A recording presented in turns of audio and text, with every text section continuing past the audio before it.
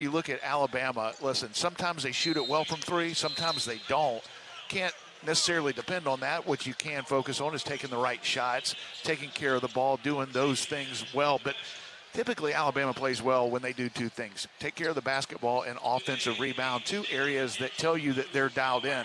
And this is a Georgia team that is capable of winning. You mentioned they've been in the top 25 this year. They're projected to go to the NCAA tournament. They're tough. They're well coached. Alabama has to be ready to play. On the offensive end, take care of the ball, offensive rebound, and get it up and down with pace of play. If they do those things, hopefully it'll be a good afternoon here at Coleman Coliseum. Hopeful for a very good afternoon. The Crimson Tide taking on the Georgia Bulldogs. And again, those little things presented by Chick-fil-A, where we invite you to score big with the Chick-fil-A app this season. Your game day favorites are just a click away. Eat more chicken and roll Tide. We come back and look at the keys to victory on the defensive end of the floor. Stay with us. We're back to Tuscaloosa right after this on the Crimson Tide Sports Network from Learfield.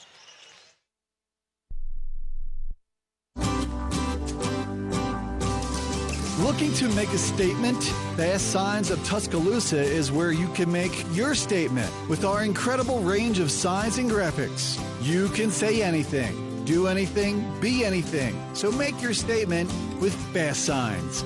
Stop in today or visit basssigns.com. A proud partner of Alabama Athletics. Let's create something amazing together. 1225 is your ultimate game day destination. Catch the game on one of their 35 big-screen high-def TVs, combined with an extensive menu of mouth-watering food and refreshing drinks. Juicy burgers, crispy wings, craft beers, signature cocktails. 1225, where the energy is high, the screens are massive, and the excitement is contagious. Visit 1225 on the Strip in Tuscaloosa, less than 2 blocks from Bryan Denny Stadium. 1225 Sports Bar, where sports, food, and fun collide.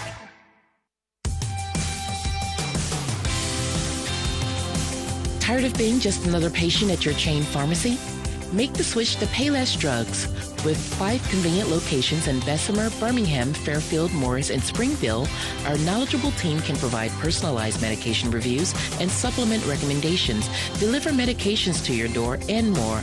Visit mypaylessdrugs.com to transfer today. We're just what the doctor ordered.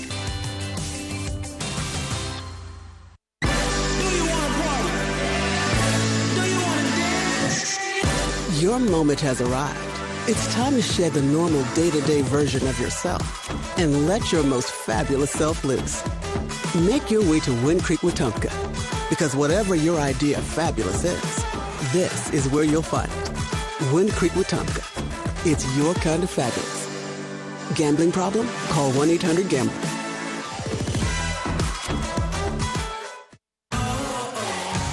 At Red Diamond, we know that there's simply nothing better than the perfect sip of fresh brewed iced tea. And we've been working hard to make sure choosing Red Diamond is always easy. With only simple ingredients, water, tea leaves, and pure cane sugar, or no sugar. We make sure our tea tastes like, well, tea. Stop by your local cooler and pick up a gallon for a perfect sip today. Red Diamond. Perfect, not easy. Crimson Tide fans, this season don't lose out on your home comfort. Brown Cooling, Heating, Plumbing, and Electrical is a proud partner of Alabama Athletics and has been delivering the highest standards in home comfort across Birmingham for over 60 years. If you're looking for a great team and elite service from a quality company that cares, you can't miss with Brown in Birmingham.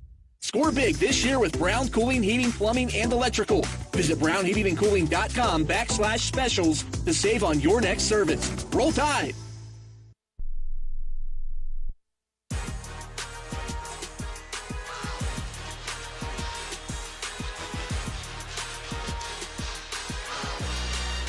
Pre-game coverage of Alabama, Georgia continues from here at Coleman Coliseum. Glad you are with us. I'm Chris Stewart alongside Bryan Passink, Tom Stipe, Roger Hoover here as well. Jerry Kelly runs the controls in our CTSN studios. And, of course, the boss is our Vice President, General Manager of Crimson Tide Sports Network, Jim Carabin. We look now at the keys to victory on the defensive end for Alabama. Those keys are presented by Ford. With impressive power and smart features, great things can happen when you drive a Ford F-150. Bring home a champion today. See your local Ford dealer proud sponsor of the Alabama Crimson Tide. BP, defensively, what's it going to take to get the Dogs today? Well, it starts with interior defense and defending one of the best freshmen in college basketball, Asa Newell, a player that Nate Oates recruited, and he has been really good for the Georgia Bulldogs, one of the best in the SEC. And you go back a week ago, and LSU stayed in this game because of Corey Chest and his ability to offensive rebound. Corey Chest is one of the best offensive rebounders in the SEC from LSU, but the very best offensive rebounder in this league is the guy I just mentioned, Asa Newell. Alabama's got to do a good job defensively on their interior, but close out defensive possessions, keeping the Bulldogs off the offensive glass, especially Asa Newell, R.J. Godfrey, a transfer that we saw a couple of times last year, played at Clemson, went all the way to the Elite Eight, no further, but has a lot of experience in the ACC and high major basketball and tournament success. But their interior is good. Silas Demery on the outside does a good job of getting in the lane, making plays. He's solid defensively. Blue Kane can shoot it from deep. Alabama's got to be solid on the defensive end. Got to be solid, and we hope that this doesn't go down to the final seconds. Although historically, in this building, Alabama and Georgia, when it goes down to the final shot, it's gone pretty well for Alabama over the years, whether it's Ronald Steele from the wing, Trevor Relaford from beyond midcourt, some other last moment wins for Alabama. For whatever reason, goes to the wire, it tends to go the way of the Crimson Tide. You know, all those were some of the best moments we've had here at Coleman Coliseum, and this has been an exciting series here and in Athens. My hope for this one is that Alabama comes out and plays like the number 4 team in the country with a chance to move up. Iowa State lost earlier this week, and other top teams around college basketball are facing tough tests. So Alabama could move up in the polls if they win this one today. But my hope is that Alabama comes out and plays really well on both ends of the floor, and we have a snoozer in the second half. Although when you look at what Mike White has done, I would not predict a blowout victory. I hope I'm wrong on that, but this Georgia team is very capable of not only competing but winning, hopefully. The Crimson Tide is ready to roll. They're only 3-5 in the league, yes, but they are 15-6 overall, and top 25 team not too terribly long ago. That's going to do it for our Ford pregame show. Next up, the tip, Alabama and Georgia. We're glad you're with us on a gorgeous Saturday afternoon in Tuscaloosa on the Crimson Tide Sports Network from Learfield. This has been the Ford pregame show. Ford, visit your local Ford dealer. Proud sponsor of the Crimson Tide. Crimson Tide basketball is also brought to you by Coke Zero Sugar. Is Coke Zero Sugar the best Coke ever? Try and decide. Get ready. Alabama Crimson Tide basketball is next on the Crimson Tide Sports Network from Learfield.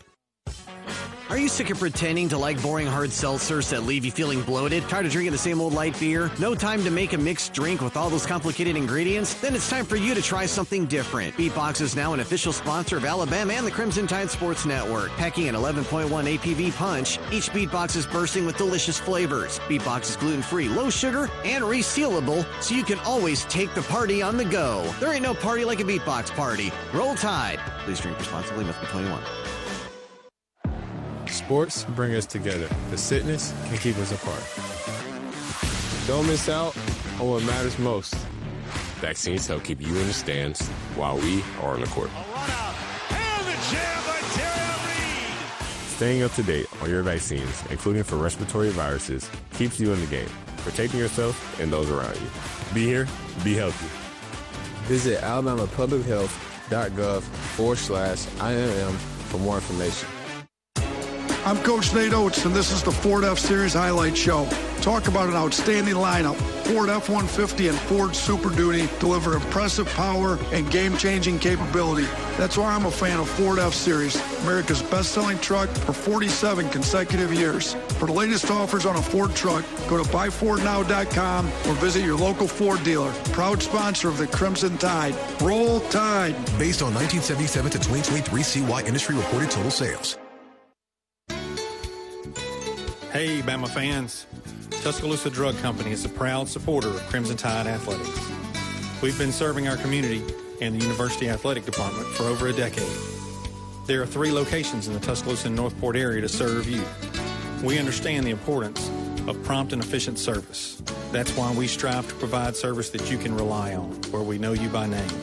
The next time you have a medication need, call who the Tide calls, Tuscaloosa Drug. Hey there, Bob Baumhauer again. Baumhauer's Victory Grill is extremely proud to have recently received numerous awards, including being voted best wings in the state of Alabama. Other awards received include Best All-Around Restaurant, Best American Restaurant, #1 Sports Bar, Best Chef, Best Wings, and Best Dining Experience. Thank you for 43 legendary years, and we look forward to providing you an award-winning dining experience at every visit. Baumhauer's Victory Grill. Legendary fun, legendary food.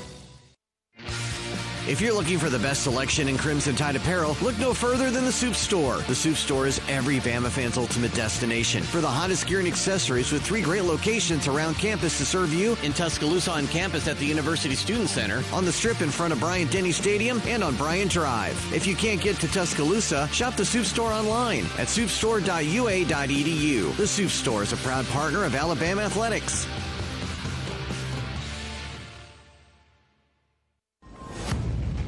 Here we go.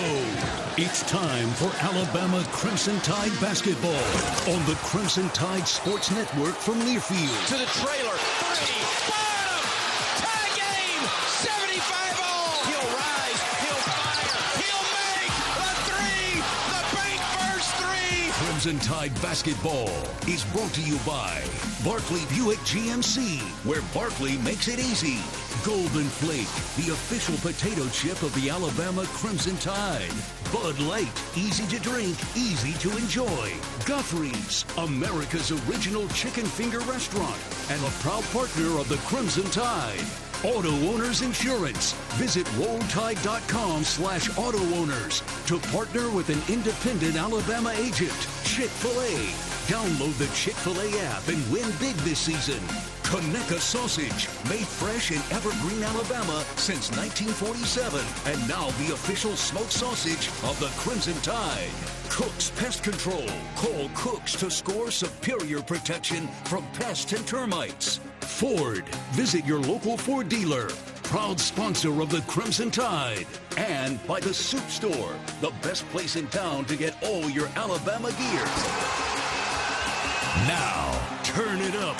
It's game time. Here's the voice of the Crimson Tide, Chris Stewart.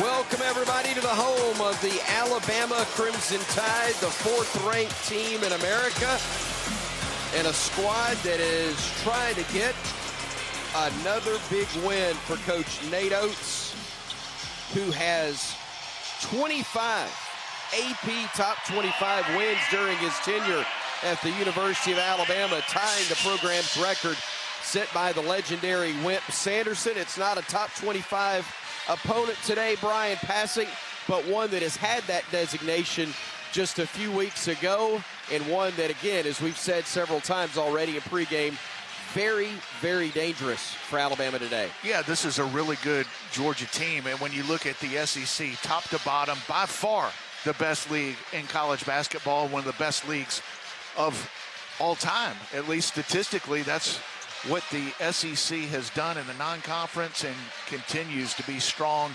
throughout. And this Georgia team is a big reason why. I mean, they weren't a team that was projected to go to the NCAA tournament. They are solidly in the tournament, even though they just lost 4 straight a couple of weeks ago. But that is possible when you get in the SEC, and they're a team that has already beaten Kentucky. They had Auburn at the end of the game, 2-point game, and miss a little floater by Asa Newell that would have sent the game into overtime. So this is a really good Georgia team. Mike White's done a nice job assembling their roster. They're good on the inside. They have capable guards, and they're going to grind you out. This is going to be one of those games that's not the most fun to play. He doesn't want to get into an up-and-down, free-flowing type game. He wants to slow it down and play a slower pace. Obviously, Alabama wants to get out and run and hopefully we will see an up and down game, but it will be a contrast in styles with Mike White and Nate Oates going at it. Not an explosive team, but a balanced team for Georgia. Those starters average, when you talk about Blue Cane, Dakota LaFew, Silas Demery, R.J. Godfrey, Asa Newell, they average 8.5, 11, 11, 6.5, and 15 points per game, with Newell being the high point man. There's nobody that you don't have to have concern about when it comes to the Georgia starting five. Well, you have to defend the paint, and you have to guard their post players, and they're going to put a couple of post players in the game, the majority of it, which is not typical of college basketball in 2025. They're a team that right now is last in the SEC in three-point percentage, but when you look at what they've done this year, they've had games where they've gotten hot from the three-point line, and when they have, they win. And they've beaten some good teams, and they've been in it with some of the top teams in the country. But it starts with interior defense, and guys like Cliff Amore are going to be challenged in this game. Cliff Amore's been really good this year, and he's going to have a chance to do what he did at Rutgers, and that is defend the low block and rebound the ball. He's been a little bit up and down this year, and I think it has more to do with style of play than it does with Cliff Amore. But when you play up and down and you're defending high pick and rolls every day in practice and getting out the three-point shooters because of the style of play, you don't get as many reps guarding a true post player, and Georgia's got more of that. So he'll be tested, and hopefully that'll get Cliff Amore and this Alabama front court ready for what lies ahead, because you do have some teams that have a couple of traditional post players. We'll see that in a couple of weeks here at Coleman Coliseum when the Auburn Tigers come to town. So big game for Alabama here this afternoon, especially with what these big guys do in the paint. Bryan mentioned earlier, sellout Coleman Coliseum, capacity 13,474. Those seats filling in rapidly on what is really a gorgeous day in Tuscaloosa. We've had some weather issues that haven't maybe helped it be filled to the brim, but today, weather is not a problem. It's almost too good. Yeah. This is one of those days you want to be outside, but thankfully it looks like close to 14,000 will be in the building. Excited about this one as we turn it over to the public address and get ready for our national anthem. Tony Giles on the mic. America, please stand with hats off and hands over hearts for our national anthem, performed by Anthony Smith. Say, can you see by the dawn's early light what so proudly we hailed at the twilight last gleaming, who brought stripes and bright stars through the perilous fight, o'er the ramparts we watch were so gallantly streaming, and the rocket's red glare, the bombs bursting in air, gave proof through the night that our flag was still there. Oh, say does that star-spangled banner yet wave o'er the land of the free and the home of the brave.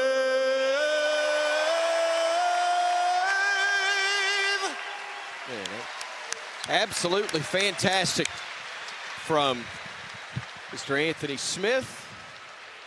Beautiful rendition of our national anthem here at Coleman Coliseum. Time to get the introduction of the starters, and for that, again, we go back to Tony. Here are the starting lineups. First, our visitors from Athens, Georgia, the Bulldogs of the University of Georgia. At guard, a 6'5" sophomore from Knoxville, Tennessee, number 0, Blue Cane. At guard, a 6'4" graduate from Hampton, Georgia, number 1, Dakota LeFew. At guard, a 6'5" sophomore from Raleigh, North Carolina, number 5, Silas Demery Jr. At forward, a 6'8" junior from Sewanee, Georgia, number 10, R.J. Godfrey. And at forward, a 6'11" freshman from Destin, Florida, number 14, Asa Newell. Georgia's assistant coaches are Eric Pastrana, Anthony Goins, and Patrick Blake. The associate head coach is Antonio Reynolds Dean, and the Bulldogs head coach is Mike White.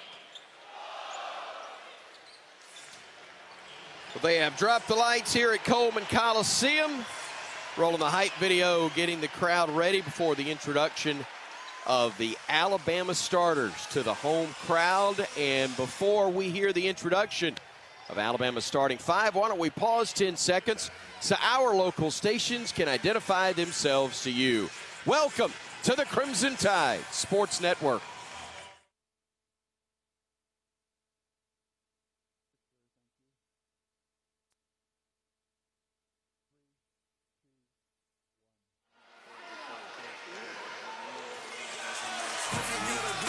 Just a matter of moments, Tony will come back on the mic and give you the starting 5. It's Alabama and Georgia.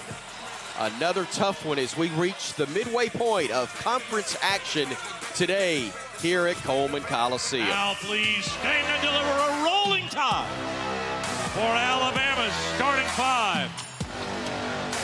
At forward, a 6'11" sophomore from Chapel Hill, North Carolina, number 15, Jaron Stevenson. At guard, a 6'4" graduate from Tuscaloosa, number 8, Chris Youngblood. At center, a 6'11" graduate from Benin City, Nigeria, number 11, Clifford Amore. At forward, a 6'11" graduate from Devils Lake, North Dakota, number 4, Grant Nelson. And at guard, a 6'1" graduate from Muscle Shoals, Alabama, number 1, Mark Sears. The assistant coaches are Preston Murphy, Ryan Panone, and Brian Adams. And Alabama's head coach is Nate Oates. Ladies and gentlemen, this is Alabama basketball. And this is another very, very important matchup here in league play. Georgia trying to reboot things and make a push back near the middle of the pack for SEC play, which is good enough. The top half is getting you in the NCAA tournament this year. For Alabama, they're trying to stay within a game of first. And if we'll get some help from Ole Miss, maybe a tie for first by the end of the day. The top half of this league is Elite 8 good. True. Or better. And this league has been incredible. Alabama, as you mentioned, trying to compete for a league championship. But right now it's about going 1-0 this afternoon against a dangerous Georgia team that's one of the most improved teams in college basketball from last year to this year. Mike White has done a terrific job coming to Athens, Georgia, and he's got a team that guards at a high level. They've got one of the best freshmen in the country in Asa Newell. Alabama's got to be ready to play defensively, got to rebound the ball. Asa Newell can score on the inside, but he's the best offensive rebounder in the SEC, and that's something that's hurt Alabama here at home, giving up second and third chance opportunities. That's a reason why LSU hung around for so long last Saturday here at Coleman Coliseum. Alabama's got to do a much better job of closing out defensive possessions here this afternoon. Crimson Tide will wear the home white uniforms. Wore crimson the last time we were here, but wearing white today. Georgia wearing the road black in this matchup. And we're glad you have joined us for today's game here at Coleman Coliseum, the home of the Crimson Tide. Jeb Hartness is our lead official. Mike Nance and Jason Baker round out the crew working today's game for the Southeastern Conference.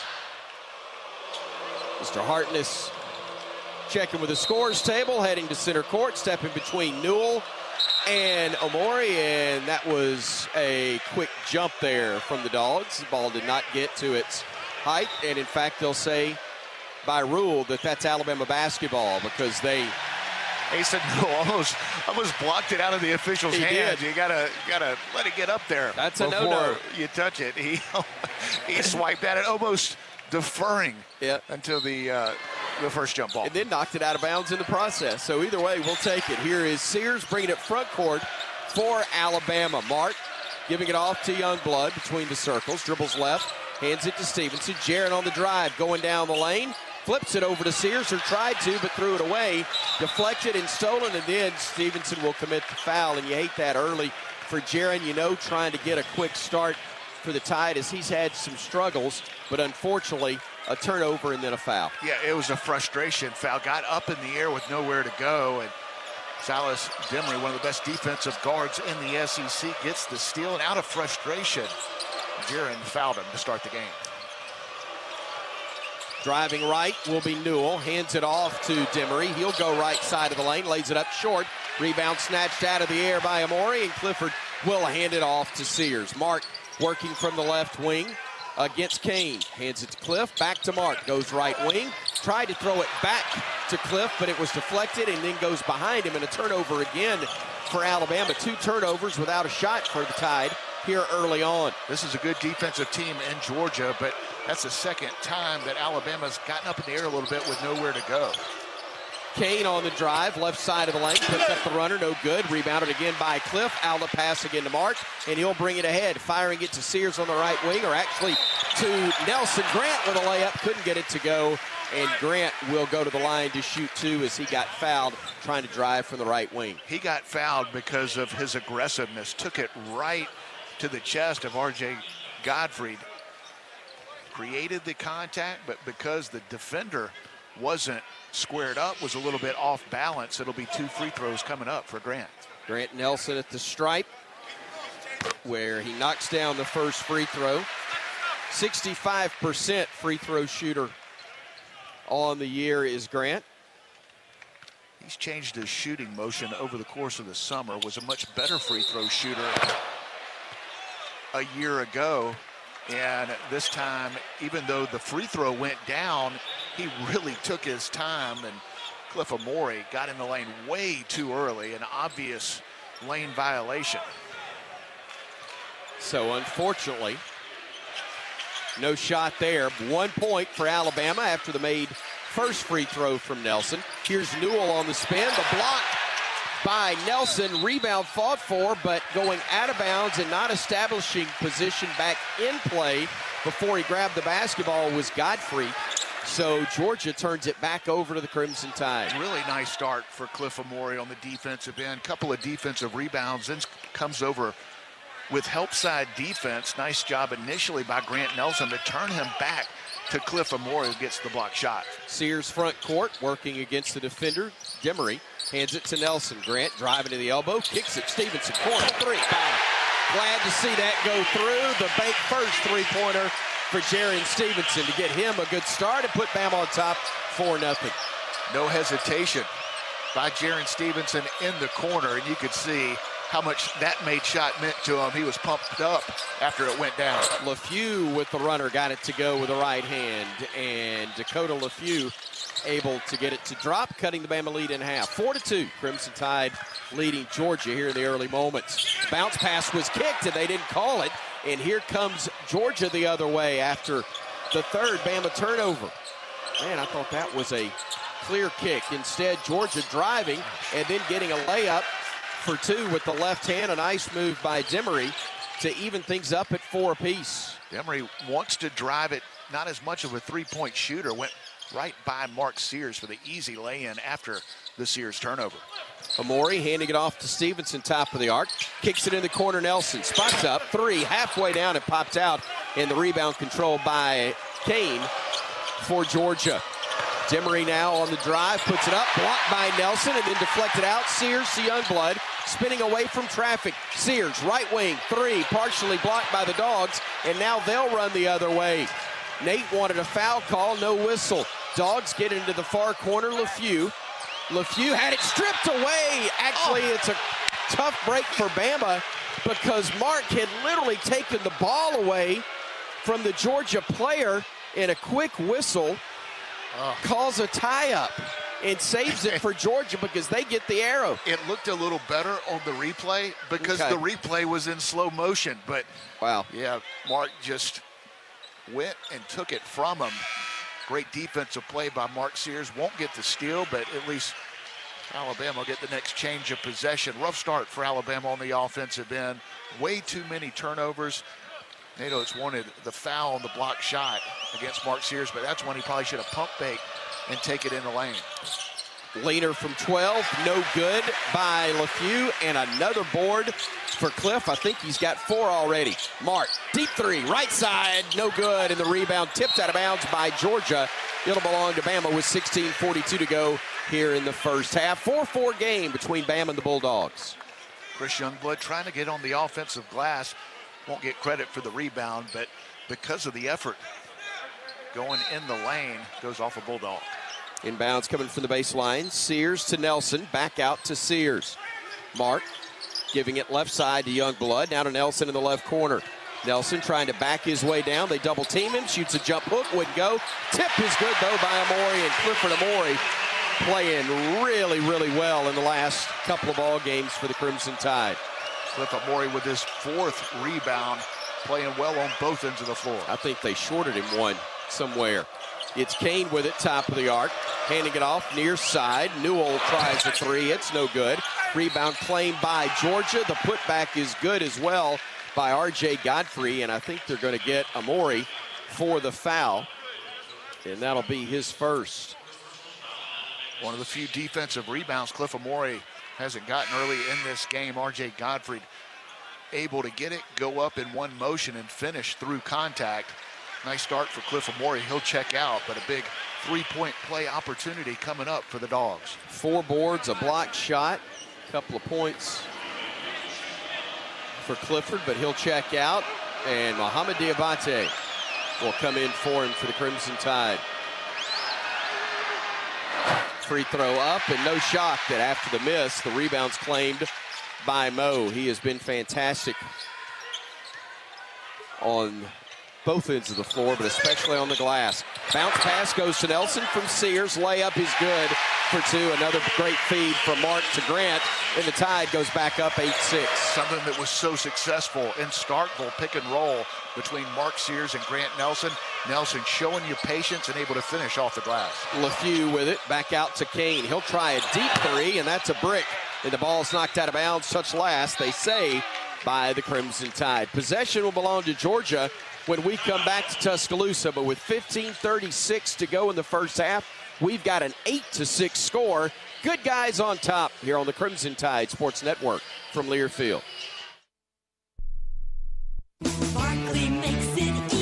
Get ready to rev up your engines and feel the excitement at Barkley Buick GMC Cadillac. We've got the perfect ride to match your style and adventure. Visit us at our showroom at Skyland Boulevard and let our friendly team help you find the vehicle of your dreams. Barkley Buick GMC Cadillac, where hometown pride and unbeatable deals collide. Drive with passion with Barkley. Visit us today or check us out online at barkleygmc.com. Barkley makes it easy.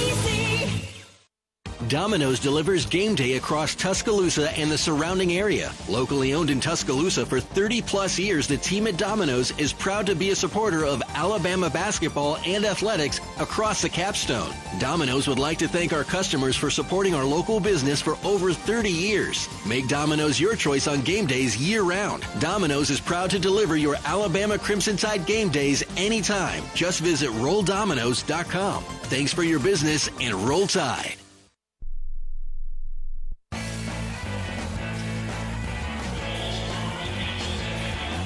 Bama's up 2, 8-6 early. 15:36 to go in the first half. Keep up with everything Alabama with the Alabama Crimson Tide mobile app presented by Cadence Bank. Download it now for free at the App Store and Google Play. Tom Stipe, Chris Stewart, Bryan Passink. We are courtside in Coleman. Happy to have with us for home games our own Roger Hoover across the way. Yeah, great to be here, Tom. And right now, not bad to be in the Alabama huddle. Coach Oates basically telling the team not bad to start the game. Have to limit the turnovers, too many of those to start the ball game, and also the coaching staff challenging this team to do better on the offensive glass. So those are a couple of things to keep in mind. Turnovers, Bryan, and offensive rebounds is really what the coaching staff is preaching to the Crimson Tide as we get ready for this next stretch. Yeah, Alabama is doing a good job on the glass overall, out-rebounding Georgia 8-4. And you mentioned the offensive rebounding, something that Alabama has done for the most part with consistency this year. A few rare exceptions where they haven't gotten on the offensive glass, but this is a Georgia team that does the job rebounding the ball on the offensive end. They're not as good defensively.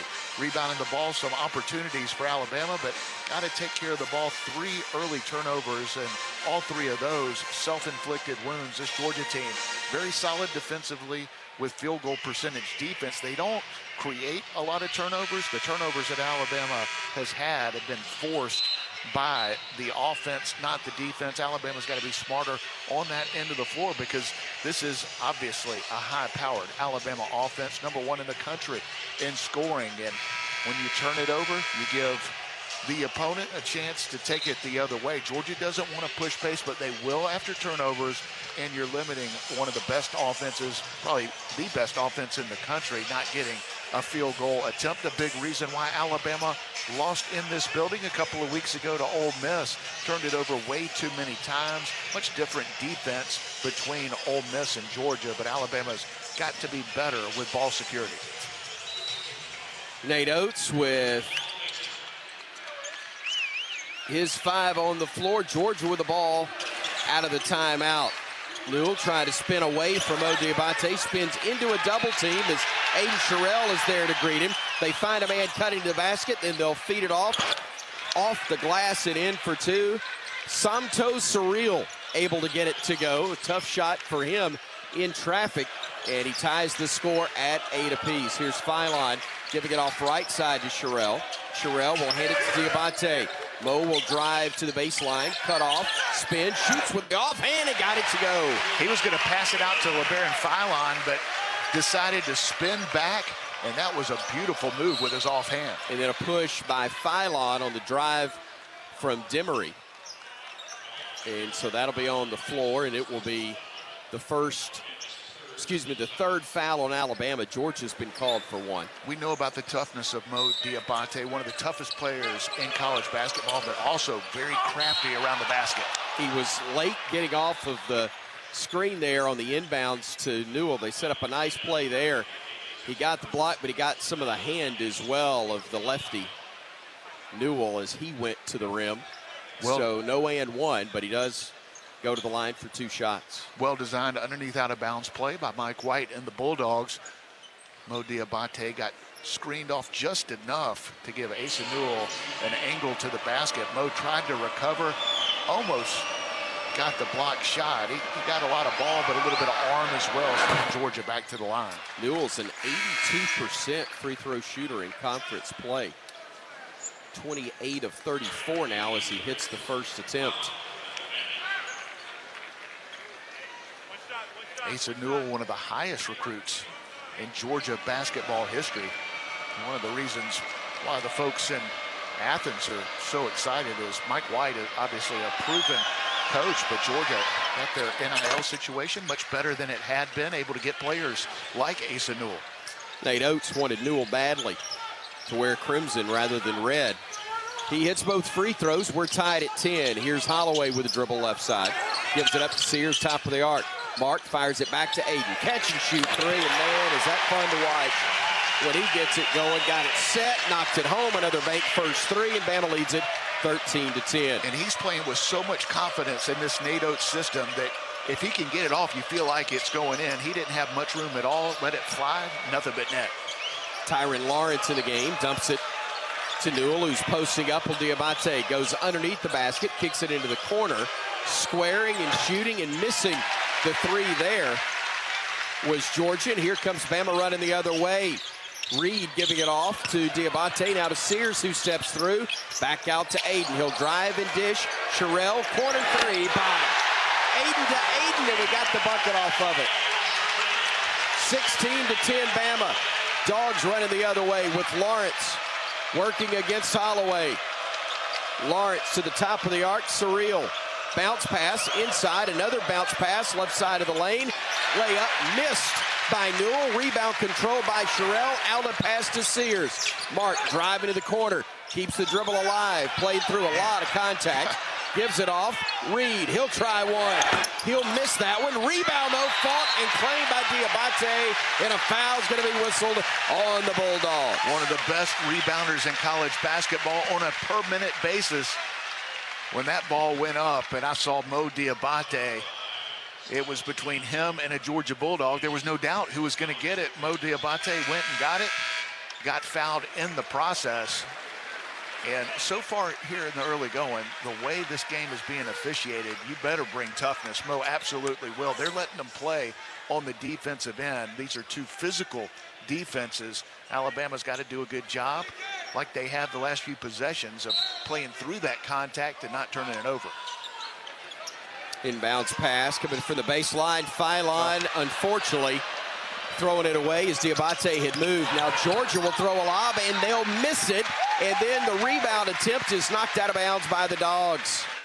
Nate Oates is livid, but we're thankful we didn't lose anything there off that turnover. You don't want to let one mistake turn into two. Alabama made the mistake by turning it over. Guys didn't cut the way they needed to with their underneath out-of-bounds play, but Aiden Sherrill, who just hit the three a couple possessions ago, hustled back and forced what looked to be an easy layup into a difficult one. Bama up 16-10 as Phylon will give it off. Sherrill driving in, and he got hacked. And he got hacked because of how aggressively he went to the basket. Beautiful pass by LeBaron Phylon. Aiden went up and was attacking the rim, trying to throw it down, and because of that aggressiveness, forced Georgia to foul, and he'll go to the line for two.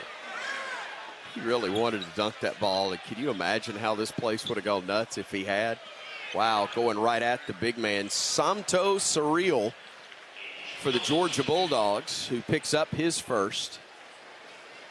And Sherrill hits the first for the Crimson Tide. Aiden Sherrill, the freshman from Detroit, 6'10", 240. And the McDonald's All-American hits two. That's an 8-0 run for Alabama in the last minute and a half. Couple of threes, a couple of free throws. Alabama looking good on the offensive end when they've taken care of the ball. 12:55 to go here in the opening half. Georgia with the basketball. Bama the 8-point lead that Bryan referenced. They'll drive in. Phylon deflected it, but it goes off the Crimson Tide. Possession will stay with Georgia. Phylon kind of the chaser on that play. Got the deflection, but out of bounds, touch last, they say, by the Crimson Tide. LeBaron Phylon's been bothered by an ankle injury, but playing through it, hopefully have some time off the midweek bye as Georgia has to get a timeout before the turnover.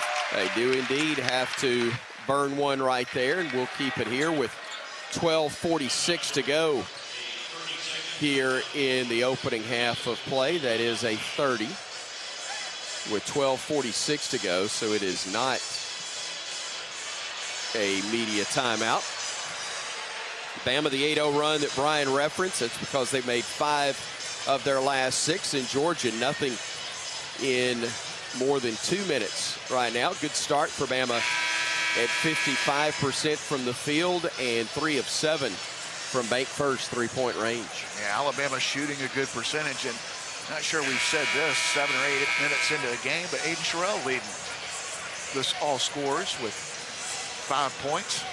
Or all Alabama scores, knocked down the 3, went to the free throw line with an aggressive high pick and roll. LeBaron Phylon to Aiden Sherrill, goes to the line, knocks him down. Alabama doing a good job defensively. Georgia on a 2-minute scoring drought, only shooting 29% from the field. Alabama's defense has been really good. Big reason for the 8-0 run. Dogs inbounded again from the baseline. Trying to trigger it in this time is Silas Demery. Does get it into Surreal, and now they go top of the arc to Lawrence. Lawrence back near side to Demery. His fall away from 15 is no good. Good box out initially by the Tide, then a scramble for the loose ball, then kicked out of bounds by Phylon. Man, a lot of hands and arms and even legs in there trying to get the loose ball that ultimately goes Georgia's way. Aiden Sherrill trying to get on the defensive glass. Had two hands on it, got knocked away. Got to be strong in this game. Aiden Sherrill is just, unfortunately, couldn't hold on to it. And the hustle play by LeBaron Phylon, unfortunately, went off of Bama. Demery out. Blue Kane comes in to replace him for the Dogs. Kane with it off the curl, faked the shot, gives it back off near side. Dylan James for three is no good. And the rebound's controlled by Phylon for Alabama. LeBaron will bring it front court, plays off the screen from Sherrill, who's left alone, tries another three, hits another three. The big fella getting it done early for the Crimson Tide. And another assist from fellow freshman LeBaron Phylon, kicks it out to Aiden Sherrill, who's had one of his best offensive games of the season here in the first 8 minutes. And great job defensively by Mo Diabate holding his ground. James guilty of the offensive foul on the push to the throat that was clear right in front of the officials, and it brings us to a media timeout. 11:59 to go first half. It's 21-10, Alabama with the lead. Glad you're with us on the Crimson Tide Sports Network from Learfield.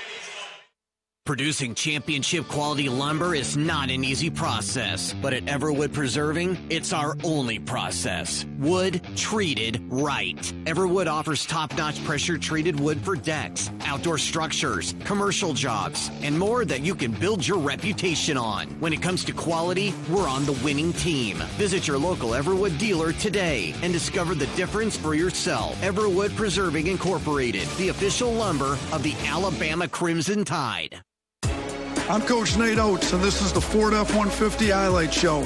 To stay on top, you got to keep raising your game, just like the 2024 Ford F-150, the smartest, most connected F-150 ever.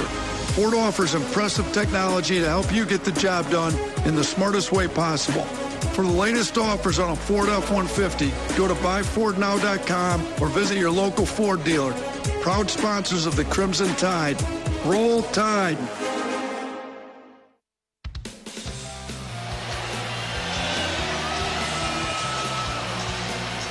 Remember the name, Aiden Sherrill. Bama's up 11 in large part to his efforts. It's 11:59 to go in the first half. 21-10, Bama over Georgia, making Evan Williams bourbon part of your game day traditions as a slam dunk.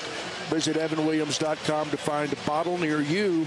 Evan Williams, Kentucky Straight Bourbon Whiskey, Bardstown, Kentucky. Think wisely, drink wisely, and roll Tide, Roger Hoover. Roll Tide, really positive huddle right now for the Crimson Tide, especially around Aiden Sherrill. Really, everyone congratulated him before they all took a seat in the huddle just a moment ago. But the other message is, good job rebounding. Alabama had a great stretch rebounding both ends of the floor, according to the coaching staff. So challenge is to keep that up, Bryan, and continue to play defense. Yeah, Alabama on an 11-0 run, and Aiden Sherrill has been a huge part of that. He's got a career high 8 points, 12 minutes to play in the first half, and Aiden Sherrill on track for 40 tonight. That'd be pretty good. I would take that. Listen, I'll take 8. I mean, listen, let's keep going. But exactly. A career high in just the first 8 minutes of this game, and playing with aggressiveness, getting to the free throw line, knocking down threes. He's not shooting the percentage that we thought he would to this point, but you can tell watching him practice, watching him work, his shooting motion. He was recruited as a guy that fits so well in the Nate Oates system because, yes, he's 6'11", he's athletic, he can block shots, rebound, but he can shoot threes. And to have a center that can step out and you have to respect from the three-point line makes this Alabama offense so dangerous. He can pick and roll to the basket. He can pick and pop at the three-point line. Just gives you different options. And this is the Aiden Sherrill that we expected to see this year. And not that he's played bad. He's played really well, but he's a freshman who's coming in playing behind Cliff Moore. He's dealt with injuries. And freshmen, you want to see them get better as the year progresses, and that has absolutely been the case with Aiden Sherrill. Bam in the midst of an 11-0 run, last 2:45 plus as Sears is back in, fires a pass to Youngblood. Steps to his right, shoots a three, bottom. Speaking of hot, coming off 23 points in Starkville on Wednesday night. No hesitation there. Didn't have much room. Let it fly and knocks it down.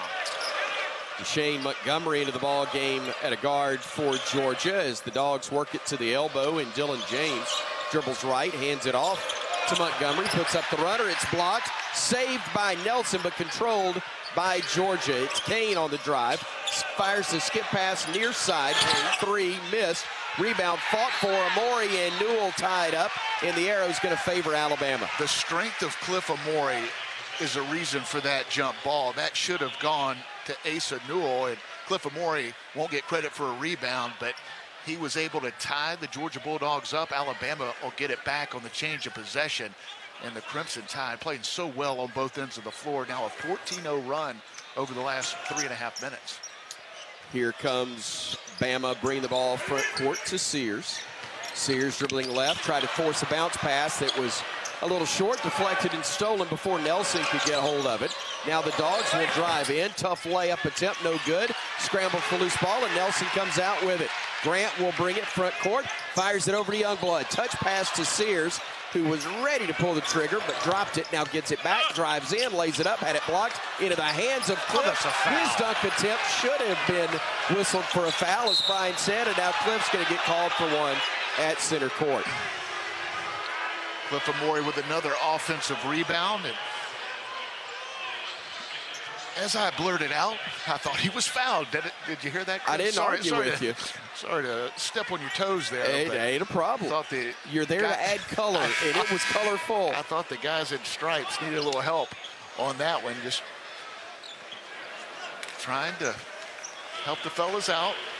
But great effort by Cliff Amori, and what an option to bring back Aiden Sherrill, who's playing his best basketball in an Alabama uniform. Taking Amori out with 6 boards to put Sherrill in with 8 points.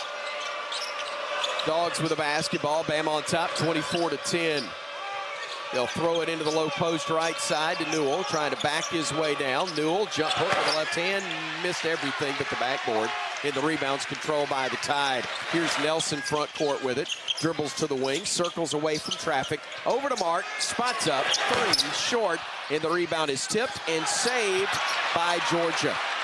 Bulldogs able to corral it. Bama with the ball, Bama up by 14. Georgia with the basketball. Little runner with the left hand is good by Lawrence, ending a 14-0 run over almost 5 minutes.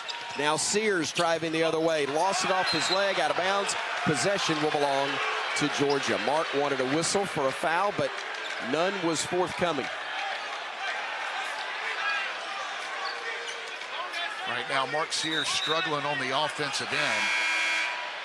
0 for 4 from the field and 4 turnovers. Like his aggressiveness on that play, but he's made some mistakes on the offensive end. Give Georgia credit, but Mark not playing his best the first part of this game.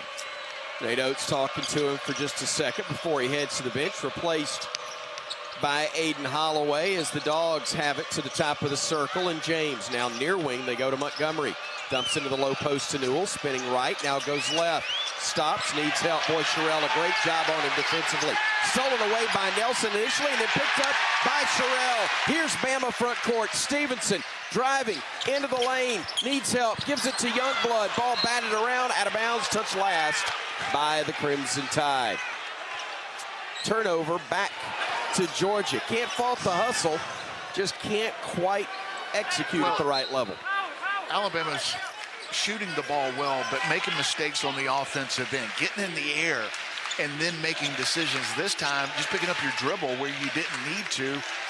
Jaron Stevenson didn't have anywhere to go. Dogs throw it into the low post. They deflect it around, but stolen away by Youngblood. He'll throw it ahead, and the ball's batted into the air and taken away by the Dogs. Team swapping turnovers. Georgia goes in, misses a dunk on the left side by Montgomery, and now Bama runs the other way. Nelson underneath, had it knocked away, got it back. Youngblood, 3, no. And the long rebound run down by Georgia, and the Dogs will grab it and run with it. A lot of action, but no productivity on either end. Alabama's turned it over 4 times in the last 3 minutes, but getting stops defensively. Blocked by Nelson, picked up by Newell, and then he spins and lays it in for 2. Before that make, Georgia was 1 for their last 12. Alabama getting it done defensively, but giving Georgia opportunities by turning it over. Youngblood in the corner, spinning into the lane. Lost it on the way up, scrambled for the loose ball, knocked out of bounds by Bama. That's Stevenson, who was going for the loose ball. Unfortunately, couldn't control it, loses it out of bounds, and possession will go back to Georgia. That is 9 turnovers for Alabama, including 3 straight possessions. And this is a Georgia team that doesn't create a lot of turnovers. So many of these are self-inflicted wounds. Now, Georgia is aggressive. They're solid defensively. But Alabama getting up in the air, trying to make plays that aren't there, a little bit out of sync on the offensive end at times. And then at other times, they look like the team that leads college basketball in scoring a little up and down here in the first half for Alabama. Bulldogs with the basketball. Timeline near side is Lawrence.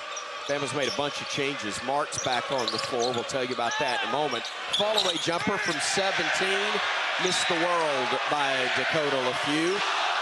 You heard the crowd's assessment of that shot. Hard to argue. 7:52 time remaining in the first half when we come back to Coleman Coliseum. Alabama with a 24-14 lead over the Bulldogs of Georgia here on the Crimson Tide Sports Network from Learfield.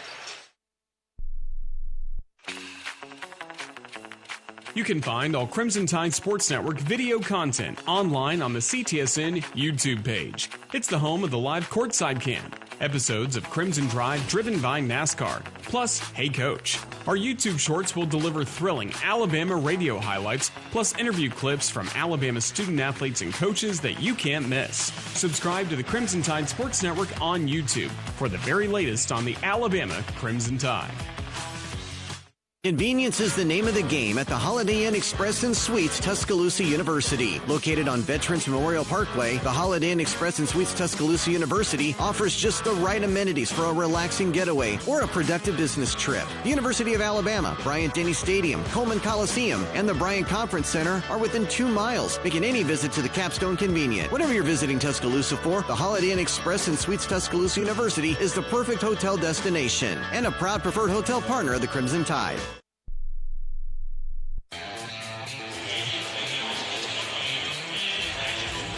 Bama's up by 10, 24-14 over Georgia, 7:52 to play in the first half. Here's an important reminder to all Bama fans. Stay up to date with all recommended vaccinations. Flu season is here, so don't wait. Vaccinate. Visit alabamapublichealth.gov/IMM to learn more. Roger Hoover, what are you hearing in the Bama huddle? Well, Coach Oates is about to sit down and start diagramming the offense. I imagine a large part of what he's going to say coming up is about limiting turnovers for Alabama offensively. Defensively, Coach Adams talking about you can't allow what happens on the offensive end of the floor to affect you on the defensive end of the floor. So again, limiting turnovers is going to be important, but also trying to string together more stops, Bryan, trying to find a way to maintain a double-digit advantage against Georgia. Yeah, and I think it's to get this team to continue to play the way they have on the defensive end, because when you turn it over, that can get frustrating. They haven't done that to this point. Alabama's holding Georgia to 24% from the field, and Georgia just 2 for their last 14. But unfortunately, Alabama keeping Georgia in this game by turning it over way too much. 5 Alabama turnovers in the last 4 minutes of this game, and Georgia, a team that does a good job defensively with their field goal defense, but typically doesn't create a lot of turnovers. Alabama with a lot of self-inflicted wounds on the offensive end, but when they've taken care of it, they've done a good job of getting to the rim, kicking it out to open shooters. Alabama already 5 for 11 from the three-point line, getting great looks against this Georgia defense. When I looked at this game, I thought it'd be the opposite. I thought Alabama would have a harder time getting open looks against Georgia because of the way they defend, but it's been the turnovers that have hurt Alabama. Fortunately, they're getting it done on the defensive end, playing well on that end of the floor. You can overcome sloppy play on the offensive end and turning it over too much if you hold your opponent to 24% field goal shooting, which is what Alabama's done here in the first half. Nelson Holloway, Sears, Reed, and Diabate, the 5 on the floor for Nate Oates, 4th-ranked Alabama Crimson Tide, trying to pick up victory number 19 on the year overall, trying to keep Georgia from getting their 16th win on the season. Here's Sears on the drive, the dish in the corner. Mo, 3, in and out, no good. Rebound tipped into the hands of LeFew for Georgia, and the Dogs will run front court. Lawrence throws it low post, shot blocked by Nelson, but they'll get Aiden Holloway on the foul down low.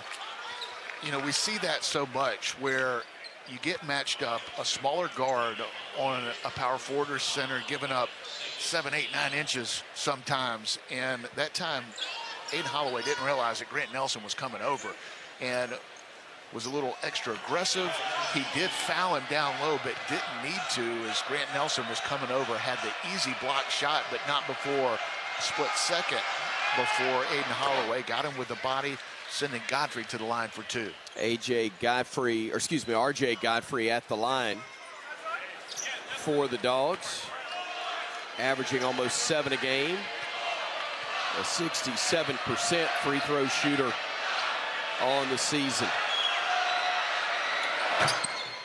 Able to make the first, missed the second, and Mo clears that miss for the Crimson Tide. 24-15, Bama with the ball in the lead. Nelson with a dribble to his left, picks it up, needs help, fires it back to Mo in the corner.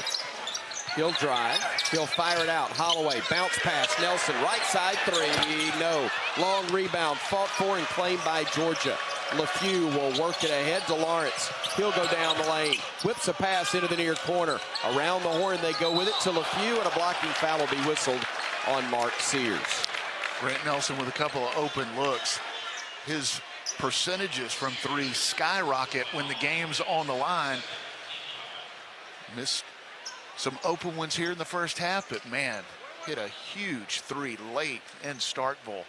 He's done that throughout his career. Did it against the Georgia Bulldogs last year. Alabama almost on the ropes against Georgia in Athens, but a couple of late 3s by Grant Nelson put Alabama over the top in that one.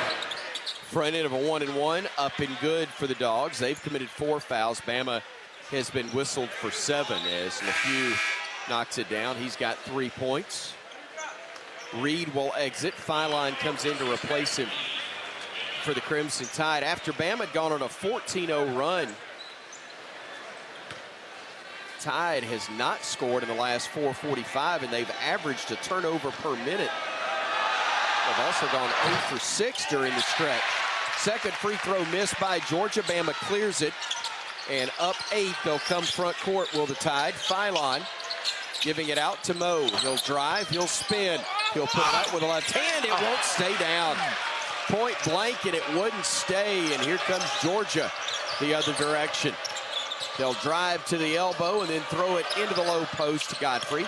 Godfrey hits a cutter and missed the dump, and they'll get Mo for the foul from behind on Asa Newell, and I believe that's going to be 2 now on Mo Diabate. Going back to the offensive end, beautiful move by Mo Diabate, able to spin back to his left hand, his strong hand, one he normally finishes, but I think the length of Asa Newell may have gotten to him.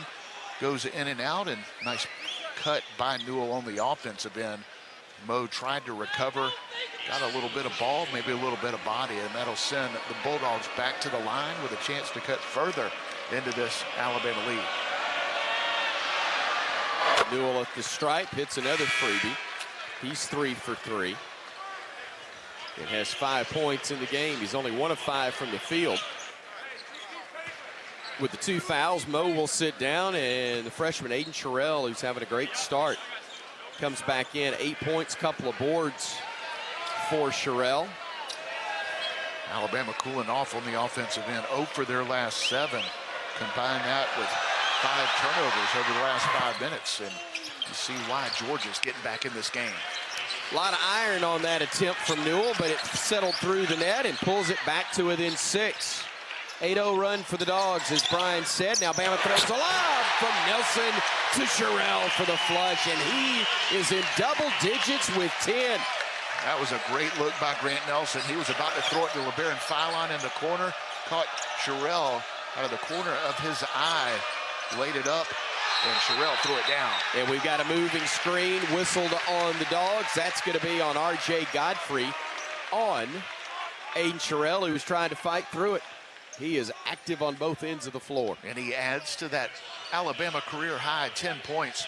Again, beautiful look by Grant Nelson. And Sherrill knocking down threes. And at 6'11", shows you that he could get up high as he threw down the alley-oop. I don't know if we had a timeout call or if they're going to review something. Always assume they're going to review something. I think you're right. They may be looking to see if this was a flagrant level foul. They haven't gone to the monitor yet, and as I say that, my friend. They will indeed. Previous plays under further review. Plays under review, and it's brought to you by Bromberg's, Alabama's oldest and most trusted jeweler. You know, Bromberg's did a smart thing by... Boy, they did. By getting on the official review. Look, if you partner with us on the network, it's a good move, period. Listen, but if you're on the review... If you're on the review, you are getting your money's worth. That's for sure. Reviews in threes, as Bank First will tell you. Still talking it over, and the teams will go to the huddles. I was screened off. I couldn't see anything. I don't know exactly what they're looking at. I'm going to cheat and look over Richard Hendricks' shoulder to see the foul. And I said it was... The results of the previous play is a common foul. And I think it was Mark Sears who was actually trying to fight through that, not Sherrill.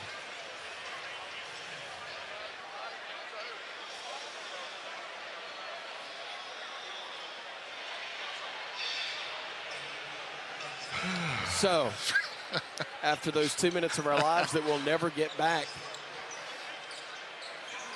Alabama will have possession. Up 26-18 with 6:11 to go. Listen, I'm going to need you to cut my mic the last 2 minutes. That's where it gets me. If there's any call that's remotely close, they're going to go to the monitor. Be on alert, Stipe. Here's Bambo with the basketball. Phylon to Sherrill. Bounce pass at the elbow to Nelson. Throws another lob down low to Sherrill, who catches it. Comes back down. Spins to his right. Shoots and can't get it to go. Rebound tipped and controlled by Georgia. I think that's the first miss for Sherrill in the game. It is. Dogs work it into the left corner. Demery. He'll drive. Misses the runner. Rebound comes right back to him, though, and he lays it in for two. Here comes Sears back the other way. Giving it to Holloway. Back out Nelson. Fakes a three. Drives. Dishes to Sears. Mark will go underneath the basket. Puts it up off the glass and in. Boy, they are really letting him play. Grant Nelson, I thought, got fouled and maybe an N1 opportunity, but at least Mark Sears able to finish through contact. Newell from the top of the arc. Three. No good, and a pushing foul on Grant Nelson is going to be called. Yeah, I thought Grant got fouled on the other end, but that was a clear foul as he pushed off as a rebound was coming free. And that'll give Georgia a 1-and-1 coming up. But offensively, good to see Mark Sears get on the board. He struggled here in the first half, but drove to the lane, took the contact. He's looking at the official, wondering where that foul call was. He able to finish off the glass through that contact. Mentioned it earlier, they have let him play with some physicality on both ends here this afternoon. Free throw, less than lovely and missed by James, and Bama comes the other way. It's Holloway with it, out to Nelson. Nelson will hand it to Sears. Mark weaving through traffic, gets to the block, kicks it back out. Phylon lets traffic go by, now shoots a fall away, missed it, and the rebound's controlled by Georgia. LeBaron looked a little out of sync right there, was going to shoot the floater and kind of hesitated, an awkward looking shot. Foul's going to be whistled on LeBaron as he tried to block the attempt from Silas Demery. Brian, was that last miss by LeBaron maybe a product of the ankle we're talking about? Just couldn't quite elevate, got off balance? May have been. I mean, he just hesitated when he probably shouldn't have. And just got him out of his rhythm a little bit. That's a a shot that he normally is able to knock. Pivots, dribbles away from trouble. Pivots, dribbles away from trouble. Out to Sherrill and now to Sears on the right wing. Sears to Nelson, throws it away. He was trying to get Sherrill down low, but Newell able to react and get the steal. Now here's LeFew with it. Driving, spinning, kicking it out. Newell, his three is no good. Rebound controlled by Sears, and Mark will bring it ahead. He'll drive all the way to the rim, lost it. Ball goes out of bounds off his leg, and possession will go back to Georgia. And that is an amazing, well, I say it's amazing that it's the 10th turnover. We got more than that. The stat monitor just has not renewed. I think we got some internet issues here courtside. That was really good defense by Silas Demery. Mark drove it inside, and Demery able to slap at it off of Mark's leg. Bulldogs work it into the low post right side with James, trying to back his way down on Nelson. Still with it at 10, at 9. James, pump fake, spin, shot, missed it.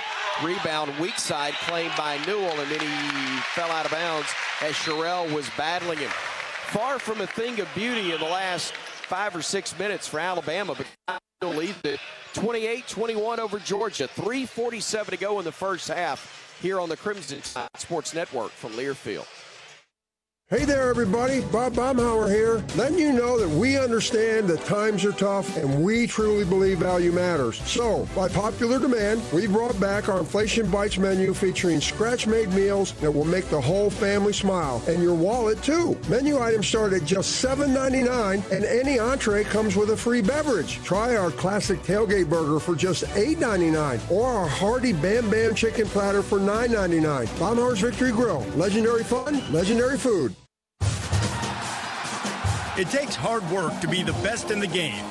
Planning. Sweat.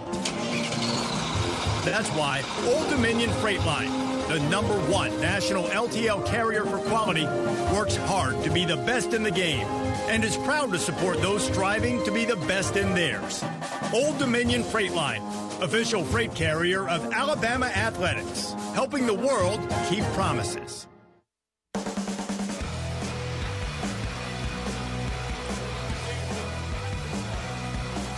Alabama 28, Georgia 27, 3:47 to go in the first half.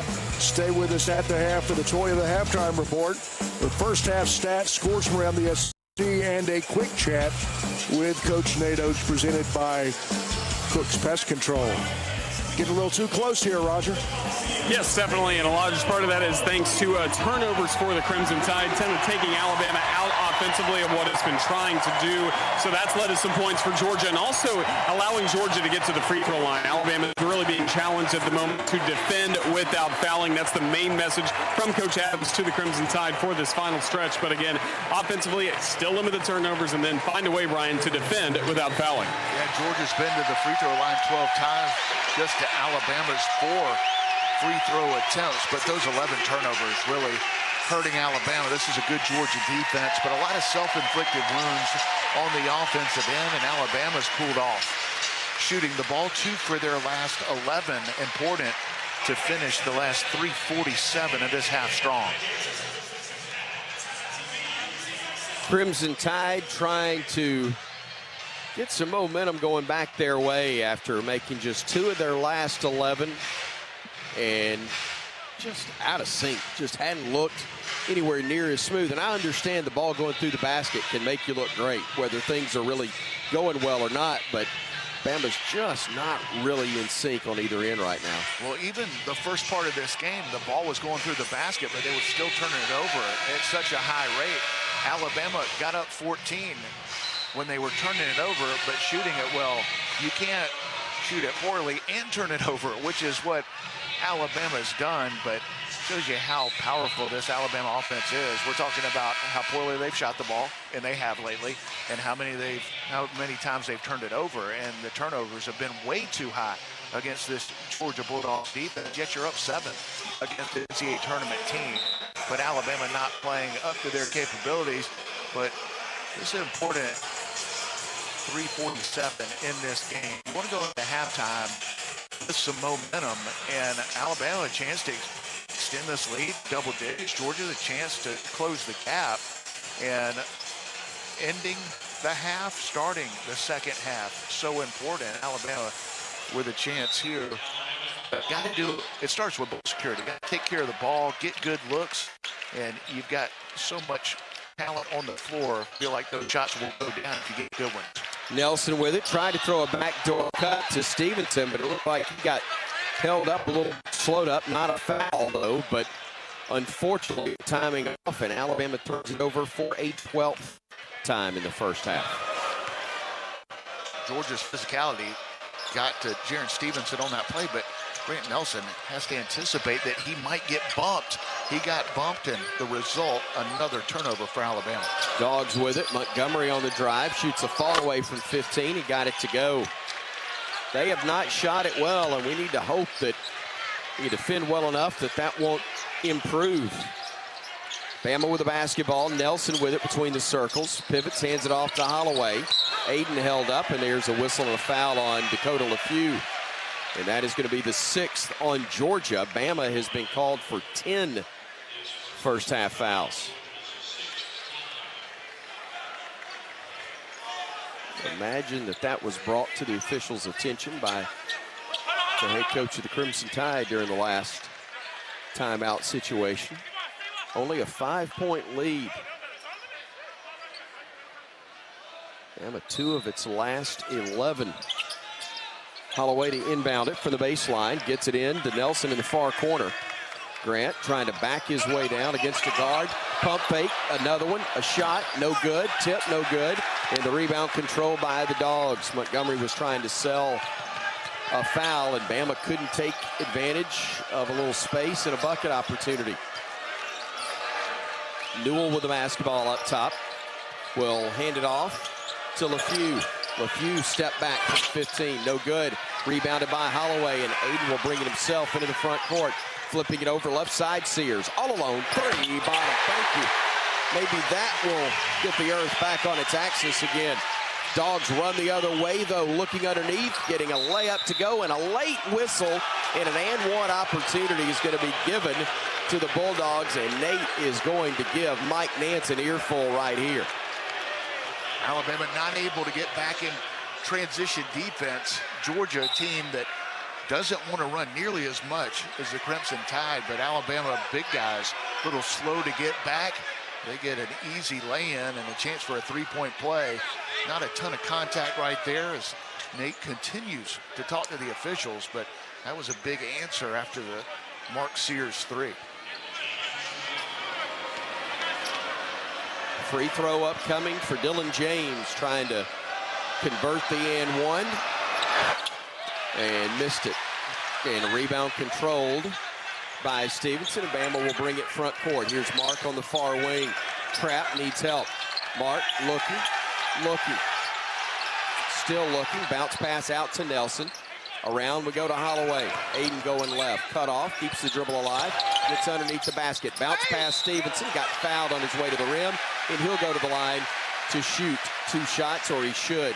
That's a nice job by Aiden Holloway. The hesitation move got him free on the baseline and able to lay out a bounce pass for Jaron Stevenson, who cut in the lane. He'll go to the line for 2, and that's back-to-back beautiful passes by Aiden Holloway.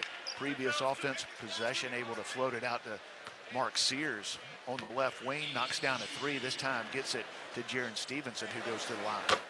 Jaron hits the first. Had a 3 early in the game as well. He's got 4 now for the contest.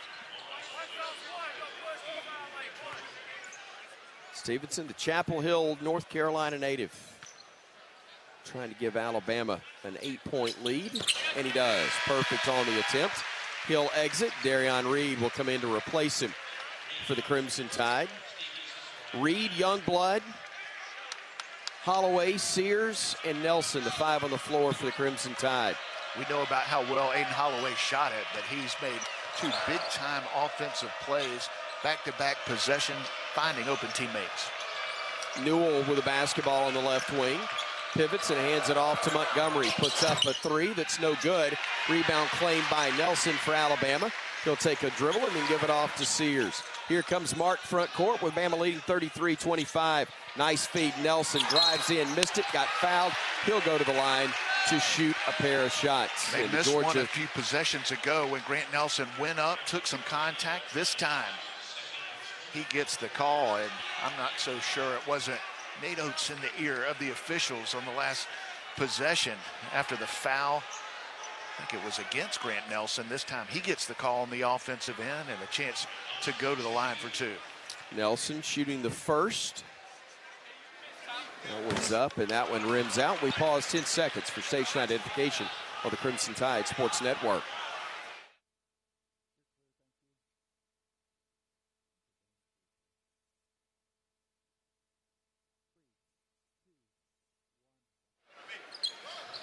Nelson misses both. Couldn't get either one to go, and here comes Georgia the other way, trying to cut into an 8-point Bama lead with 1:27 to go in the first half. Dogs with it, feeding it near side to Demery. He'll go baseline, cut off on the block. He'll stop, he'll pivot, he'll feed it outside. A three is up and good by Tyron Lawrence, and that is the first made three on 8 attempts for the Bulldogs, and they made it 33-28, a 5-point Bama advantage. Sears on the drive, the dish, Holloway. Aiden thought about it, but the defender got over there in a hurry. Now Holloway, top of the circle. Working left side to Nelson. Looks low, nothing there. To Sears out high.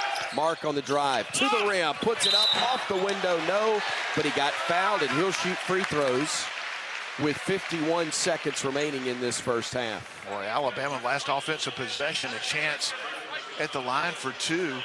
Was up 8 at the time, a chance to go up 10. Missed both free throws, give up a 3 on the other end. All of a sudden, a 5-point game, but strong move by Mark Sears.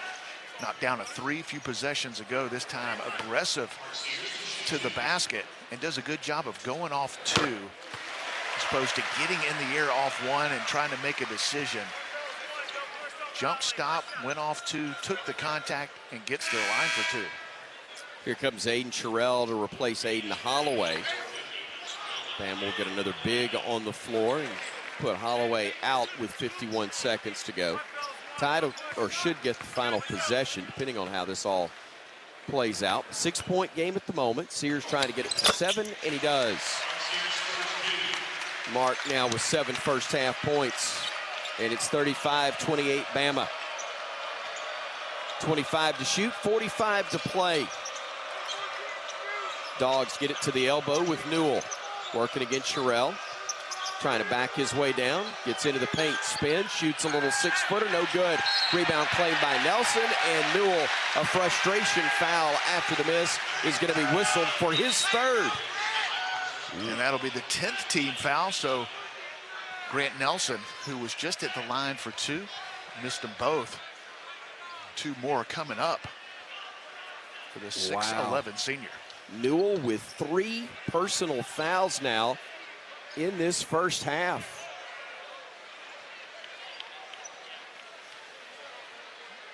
That is a big call. Ooh. With 33.9 seconds to play in the first half. Grant Nelson, another chance to extend this Alabama lead. Wasn't his best look, but it hit the front rim, skipped over, hit the glass, and then fell through the net. Puts the Bama lead back up to 8 points. 14 has been the biggest lead. And now it is at 9 as Grant is able to get both to drop. Sherrill checks out, and Philon comes in to replace him for Alabama. Depending on how quickly Georgia goes here, Bama should get the final shot. 3-second, 4-second differential. Shot clock and game clock. Georgia with the basketball. Not in a hurry to get it up with Demery. They want to bleed as much as they can of the shot clock. Just to dribble at center court by Demery with Youngblood defending. 7 to shoot, 6. Demery kicks it back out, top of the arc. Lawrence for 3, no good. Rebound tipped into the hands of Sears. To Philon at 4, at 3. They're going to call a foul on Georgia, and that will be another two-shot opportunity upcoming for Alabama with 2.7 seconds to go. And even though Georgia didn't want it, it may have been to their advantage because LeBaron Philon had Chris Youngblood all by himself. He was ready to make the pass, but Georgia slides over, gets the foul call. We talked about it. Alabama had a chance to get this lead, hopefully to double digits going into halftime, and LeBaron Philon will have that chance going the line for two. Freshman from Mobile hits the first free throw.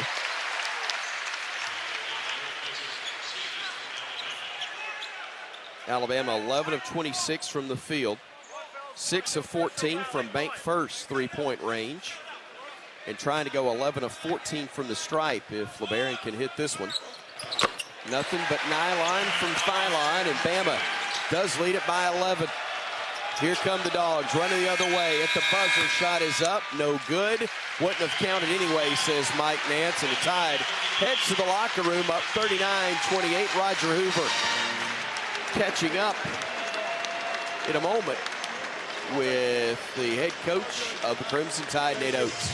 Coach, your thoughts on the first half? Yeah, too many turnovers. Outside of the turnovers and too many fouls on defense has been good. I mean, you can't turn the ball over that much and expect to be able to separate it all. So they're coming from veteran guys. I mean, it's mainly Sears and Youngblood and Grant. So those three fifth-year guys got to take care of the ball a lot better.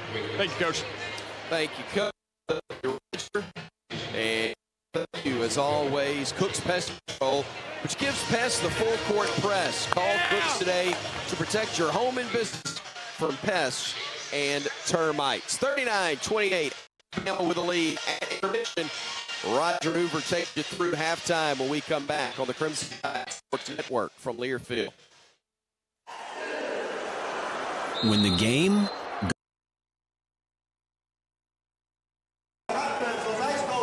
but the game goes into overtime. The choice to enjoy is easy. Bud Light. Easy to drink, easy to enjoy. Enjoy responsibly. Anheuser-Busch, Bud Light Beer, St. Louis, Missouri. Let's huddle up and make things happen with the only cards for T-Town. The University of Alabama Regions Visa Debit Card and Prepaid Regions Now Card. They're a win for your wallet and a big roll tide, whether you're purchasing stuff for game day or every day. Want to go all in on confidently showing your Tide pride? Order your card now at regions.com/GoBama. Regions, official bank of the SEC. Member FDIC. Terms, conditions, and fees apply.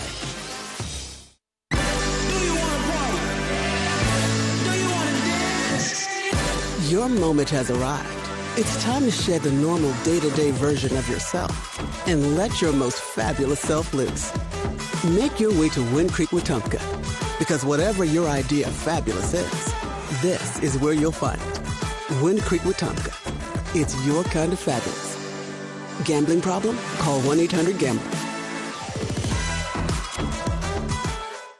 Being a Chevron car these days has been quite the adventure. Miami to Seattle, ocean to ocean. I've stopped at so many states and collected so many bumper stickers. Sometimes I feel like a moving passport book. It's just so great what I can do with Chevron with Techron, because it gives me unbeatable mileage and keeps my engine clean. Plus, there are so many Chevrons along the way. Now the only thing I'm worried about is where to go next and where to put all my new bumper stickers. Chevron with Techron, fueled by possibility. Today's highlight is brought to you by Toyota. At home or on the road, they're never the underdog. Toyota.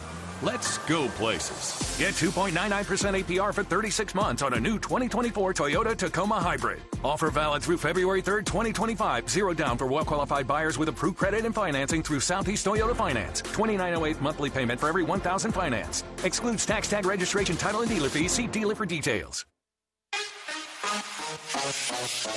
Crimson Tide Basketball is brought to you by Bud Light. Easy to drink, easy to enjoy. Barkley Buick GMC, where Barkley makes it easy. Auto Owners Insurance. Visit rolltide.com/auto owners to partner with an independent Alabama agent. Cook's Pest Control. Cook's, the South's most trusted name in pest control and proud sponsor of Alabama basketball.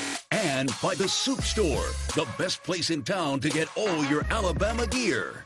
Welcome to the Toyota Halftime Report. Toyota. Visit your local Toyota dealer today. Toyota. Let's go places. Halftime in Tuscaloosa. It's the Alabama Crimson Tide 39 and the Georgia Bulldogs 28. Roger Hoover, glad to welcome you to the Toyota Halftime Report. Leading the way in the first half for the Crimson Tide, 10 points by Aiden Sherrill. 3 of 4 shooting for Sherrill, including knocking down a pair of three-pointers. He led the way with 10 points at the break, followed by 7 points by Mark Sears, and then 2 players with 5 points, Brant Nelson, Jaron Stevenson, 3 points each by Chris Youngblood and Aiden Holloway, and then everybody else scoring for the Crimson Tide. The only player that did not score in the first half was Darion Reed. Meanwhile, for the Georgia Bulldogs, leading the way with 6 points so far is Asa Newell. But at the break, it's the Crimson Tide in front by 11 against Georgia, 39-28 to score here in Tuscaloosa. We're just getting going with the Toyota Halftime Report. More coming up next here on the Crimson Tide Sports Network from Learfield. Hey Bama fans, this is Roger Hoover. Each Thursday at 2 p.m. Central, join us live for Crimson Drive, driven by NASCAR. This live streaming talk show features the latest on Alabama athletics with exclusive conversations with Tide student athletes, coaches, and media members giving their perspective on the Crimson Tide. You can watch on YouTube, Facebook, and X, with all conversations archived as well on the Alabama Insider podcast. Roll Tide with Crimson Drive, driven by NASCAR. When the game is on the line, you want someone you can count on. At Alabama Power, we believe in consistency and having each other's back. It's our game plan to safely deliver the electricity you depend on. We give 100% to achieve 99.9% reliability. AlabamaPower.com/reliable. Alabama Power is a proud supporter of the Alabama Crimson Tide. When the game goes into overtime. But the game goes into overtime. The choice to enjoy is easy. Bud Light. Easy to drink, easy to enjoy. Enjoy responsibly. Anheuser-Busch, Bud Light Beer, St. Louis, Missouri. Tired of being just another patient at your chain pharmacy? Make the switch to Payless Drugs. With 5 convenient locations in Bessemer, Birmingham, Fairfield, Morris, and Springfield, our knowledgeable team can provide personalized medication reviews and supplement recommendations, deliver medications to your door, and more. Visit mypaylessdrugs.com to transfer today.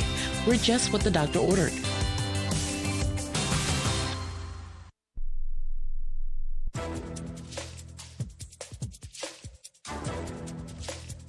This copyrighted broadcast is an exclusive presentation of Learfield under the broadcasting rights granted by the University of Alabama. Reuse of this presentation is prohibited without the expressed written consent of the university and Learfield. Announcers are provided by Learfield and approved by the university.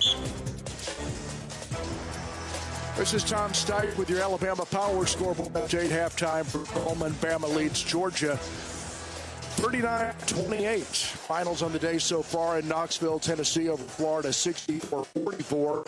Over in Starkville, Mississippi State loses to Duke, 88-61. Up in Oxford, Ole Miss defeated by Auburn, 92-82. In Providence, Norman, Oklahoma leads Vandy, 67-55.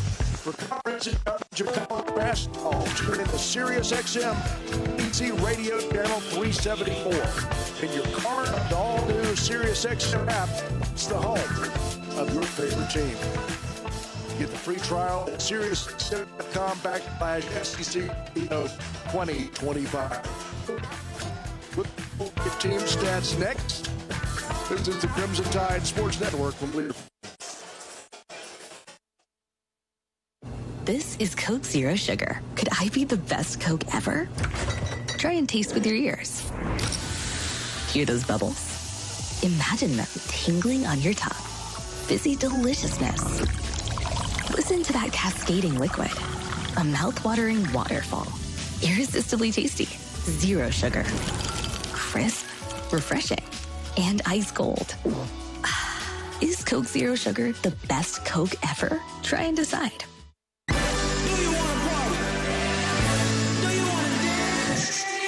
Your moment has arrived.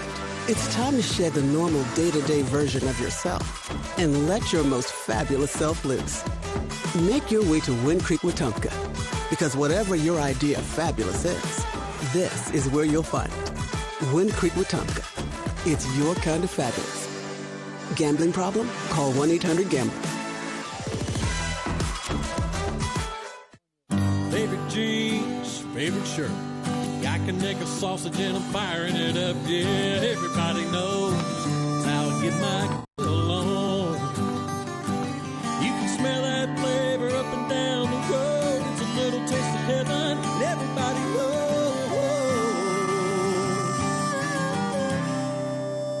That's how I get my grill on.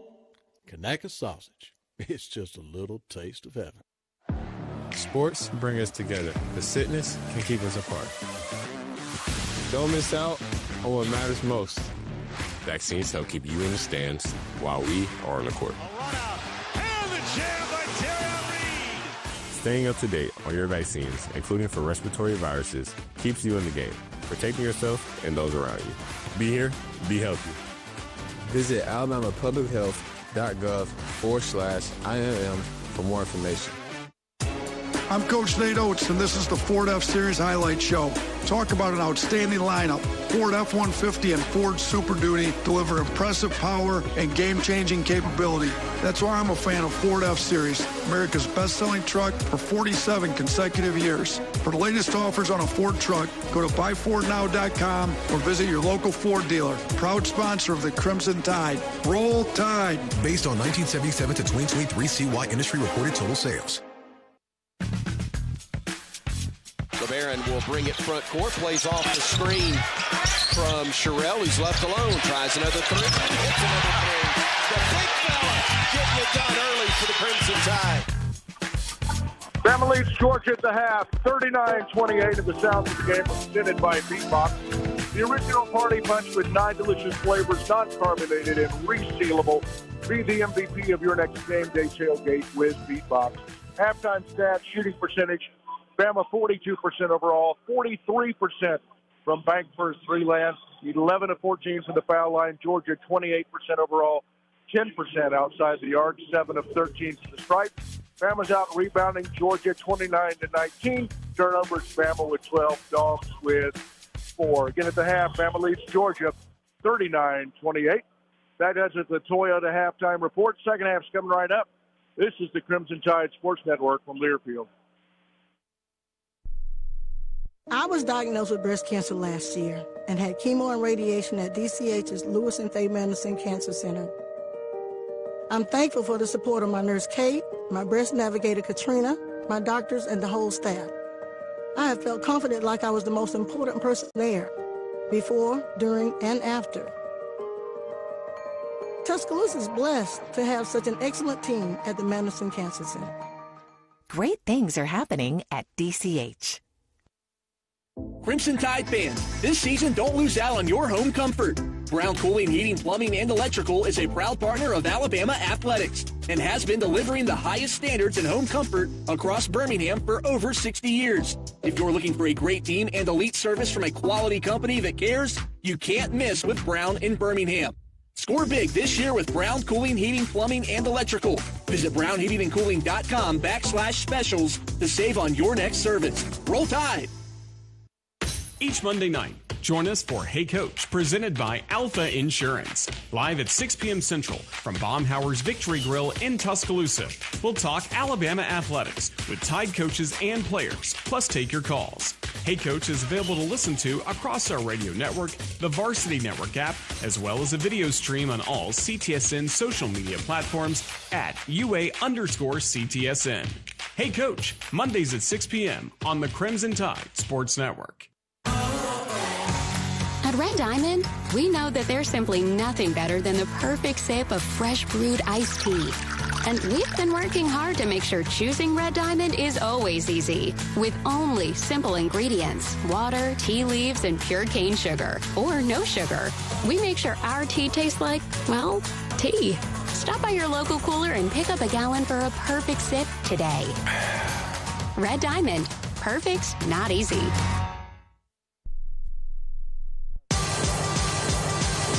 This has been the Toyota Halftime Report. Visit your local Toyota dealers or explore Toyota.com today. No matter your destination, Toyota goes with you. Toyota, let's go places. We are back at Coleman Coliseum. Bama's up on Georgia 39-28. Tom Stipe, Chris Stewart, and Bryan Passink. We are sitting courtside. And with all of the technological marvels that we now enjoy, one thing we don't enjoy right now is internet service. So I'm passing my cell phone to Chris Stewart to bring you the second half. Going to do our best to do that for right now anyway, and see what we can get accomplished. But even though we can't control the clarity, we can continue to tell you what's going on as Alabama does indeed have the 39-28 lead. Bryan Passink here with me courtside. And VP, it was a tough half if just in terms of the flow and the pace, but we got the 11-point lead that we kind of hoped coming into the game that we might have. You know, it's how good this Alabama team is, especially on the offensive end. The team is struggling shooting and turning it over way too much, yet you've scored 39 points and you're up 11. If Alabama could take care of the ball and play the way they typically do on the offensive end, with the way they've defended in this game, should be a good second half. They got to clean up the turnovers, and also this Georgia team very dangerous with guys like Asa Newell. Got to continue to keep them off the offensive glass. Georgia's had some success in that in the first 20 minutes, but that is something they do, and Asa Newell does as well as anybody in the SEC. So with the headset, or excuse me, with the phone lines down here courtside,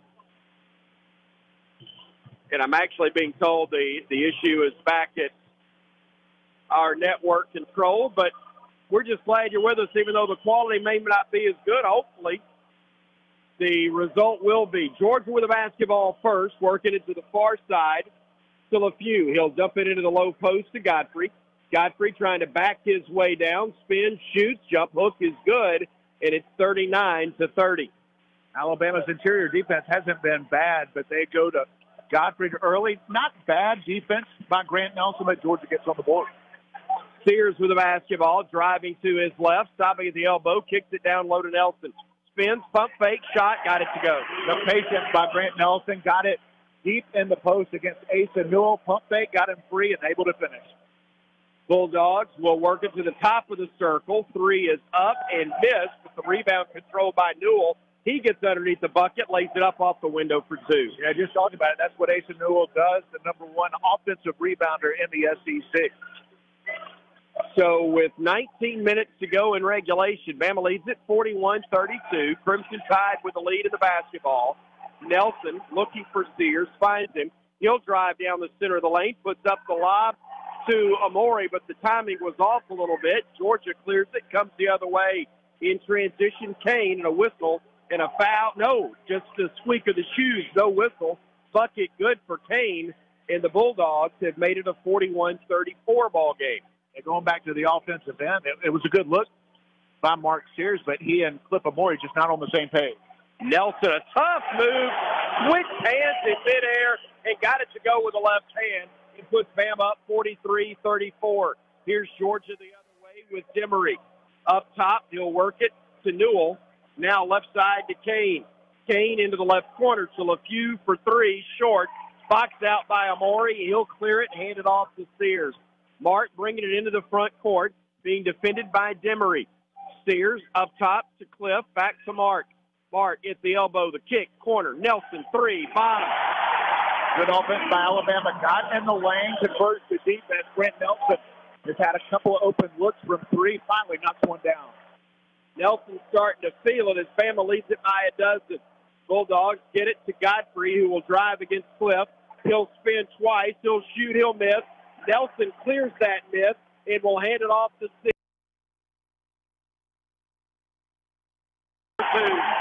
Great hesitation move by Mark Sears. Closed the defense. The result, an easy lay-in. Bama matches its biggest lead at 14. Kane on the drive gets the layup to go and quiets the crowd for a moment. Yeah, heck of a move by Blue Kane. Really good defense, just able to flip it over the outstretched hands of Cliff Amore. Here's Sears bringing it front court for the Crimson Tide. Again, we apologize. Technical difficulties that have got us operating off cell phone as Sears goes baseline, gets underneath, lays it off the window and in. Good things happen when Mark gets in the lane. He's done a good job of that here the first couple of minutes of the second half. 50-36. Bama disputed everything. That's me. With the basketball, 16:42 to go. Dogs work it to the top of the arc in Godfrey. To Kay, now into the low post to Newell. Working against Nelson. He'll spin, pump fake, shot is up, got it to go. Yes. Go. And we have switched back to headsets as Tom Stipe, Jerry Kelly have worked their magic to get us back. We appreciate their efforts as Sears gets it into the low post, spins, shoots with the left hand, no good, in the rebound controlled by Newell of Georgia. Mark didn't really have anywhere to go, but ended up creating a little space, ended up with a good look, just a little strong with it. By the way, if we start missing shots consistently, we're going back to the cell phone again. Not really. 15:53 to play in the half. Inside, the Dogs go to Godfrey. Spins, shoots, and got it to hang on the rim and fall. And they're going to call a foul on Cliff Amore in the process. Quite a start to half number 2. It's 50-40. Bama leading Georgia, and an and one opportunity upcoming when we come back to Tuscaloosa. 15:46 remains in this one on the Crimson Tide Sports Network from Learfield. When the game goes into overtime, but the game goes into overtime. The choice to enjoy is easy. Bud Light. Easy to drink, easy to enjoy. Enjoy responsibly. Anheuser-Busch, Bud Light Beer, St. Louis, Missouri. When the game is on the line, you want someone you can count on. At Alabama Power, we believe in consistency and having each other's back. It's our game plan to safely deliver the electricity you depend on. We give 100% to achieve 99.9% reliability. Learn how we power a better Alabama at alabamapower.com/reliable. Alabama Power is a proud supporter of the Alabama Crimson Tide.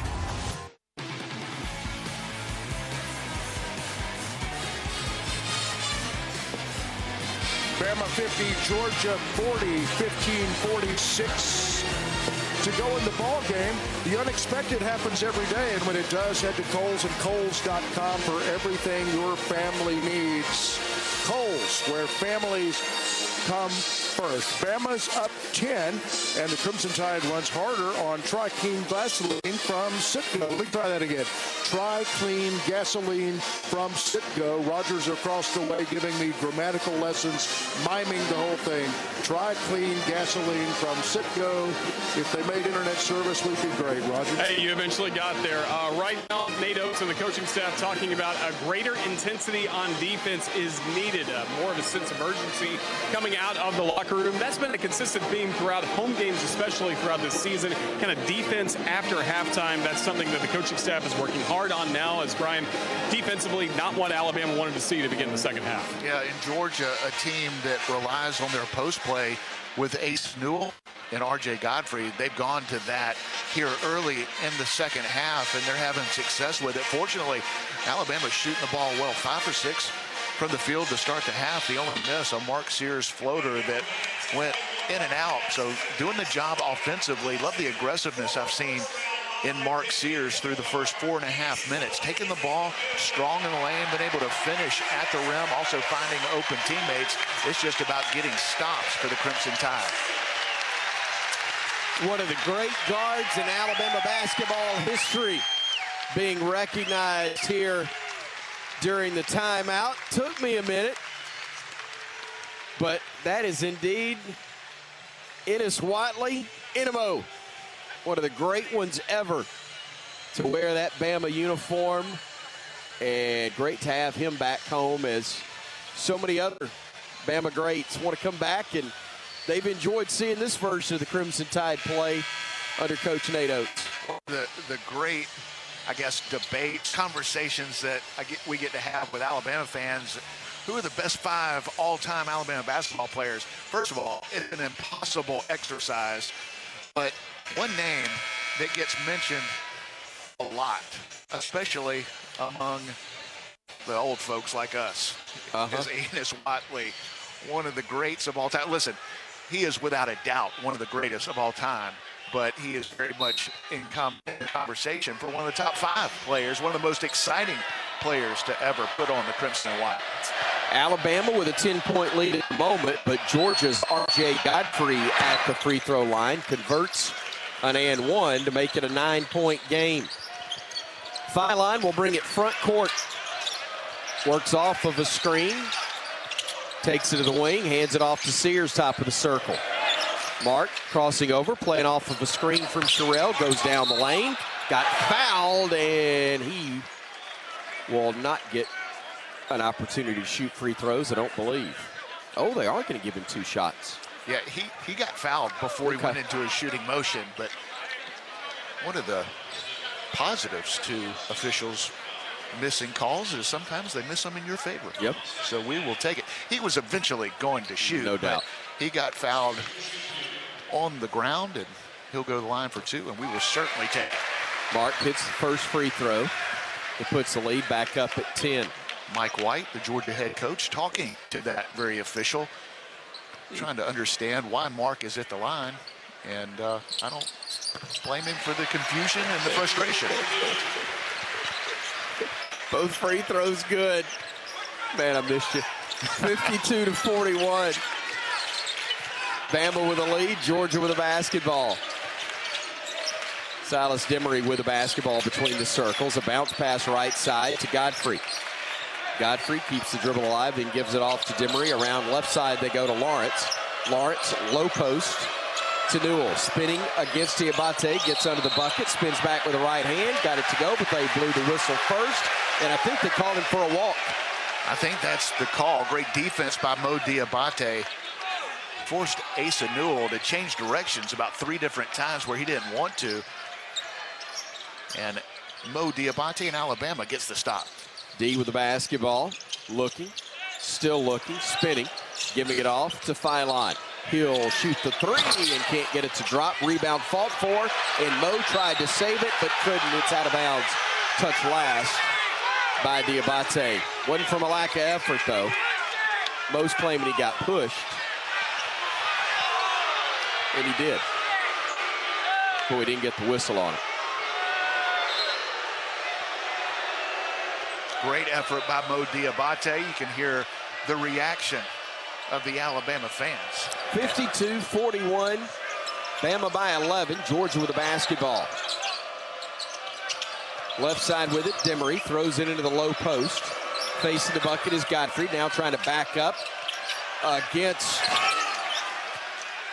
the Tide's Aiden Sherrill and got the little jump hook to go. So a nice move inside by Godfrey to cut the Bama lead down to 9. Philon to Diabate. Mo on the drive, had it stripped, scramble on the deck. Mo is there, and they're going to call a foul on Georgia. Alabama fortunate right there. Great hustle after the near turnover by Mo Diabate. He was first to the floor, and R.J. Godfrey jumped on top trying to tie him up.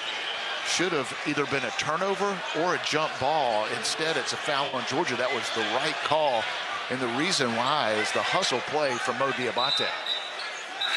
Even once the foul was called, Bama fans couldn't relax because they called it on number 10, which is obviously Mo Diabate's number, but it's also, thankfully, R.J. Godfrey's number as well. I'm not sure. Hey, let's go to the monitor. What do you say? Let's go to the monitor. We hadn't done that in a while. Georgia asked for a review, and I'm not exactly sure why, but we'll take it. Or maybe it was Bama that asked. Either way, this play's under review, and it's brought to you by Bromberg's Alabama's oldest and most trusted jeweler. Thank you to Bryan. Their partner here on the network as Alabama enjoys a 52-43 lead with 13:57 left to play here. A quick review.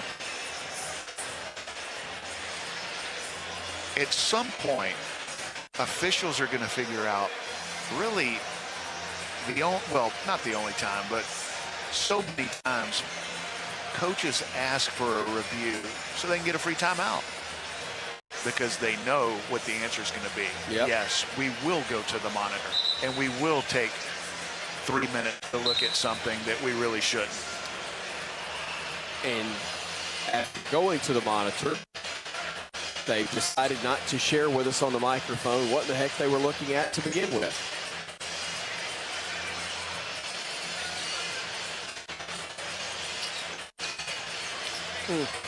But all of that was sponsored by Bromberg's. It was indeed all sponsored by Bromberg's, Tom. Thank you very much.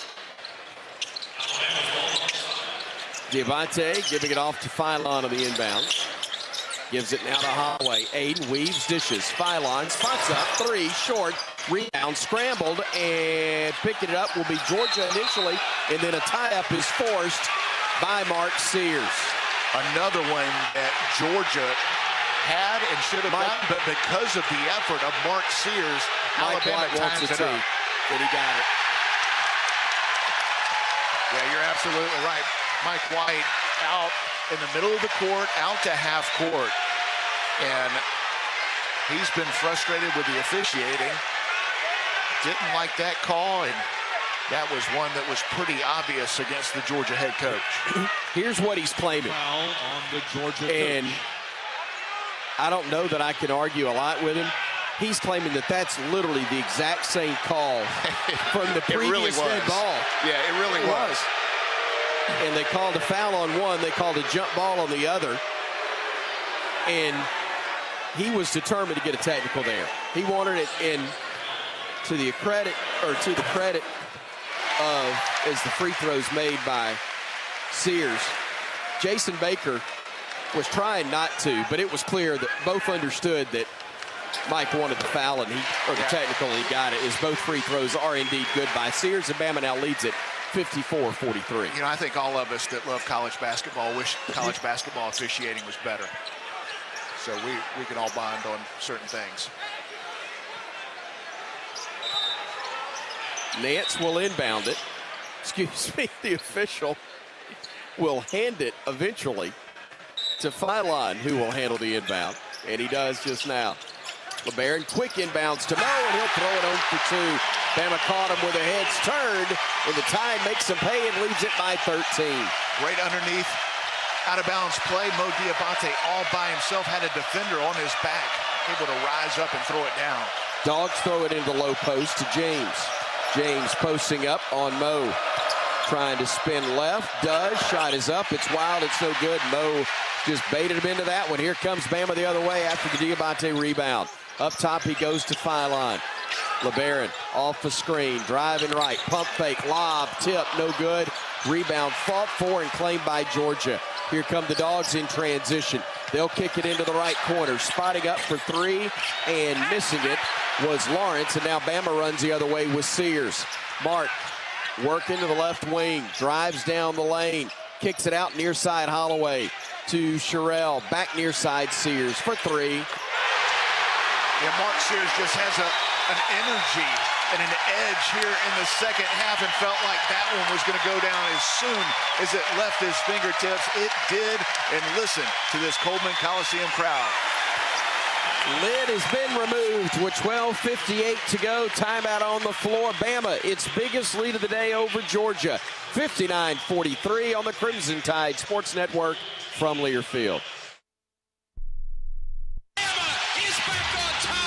See the call as we make the call. Watch the Courtside Cam presented by NASCAR for each Alabama home basketball game. Streaming live on all CTSN social media platforms, you can get a front row seat to every big play and every reaction from the Alabama radio crew for men's and women's basketball. Watch on YouTube, Facebook, and X at UA_CTSN. Wide open 9, left corner 3. Switch! Hey, Bama fans.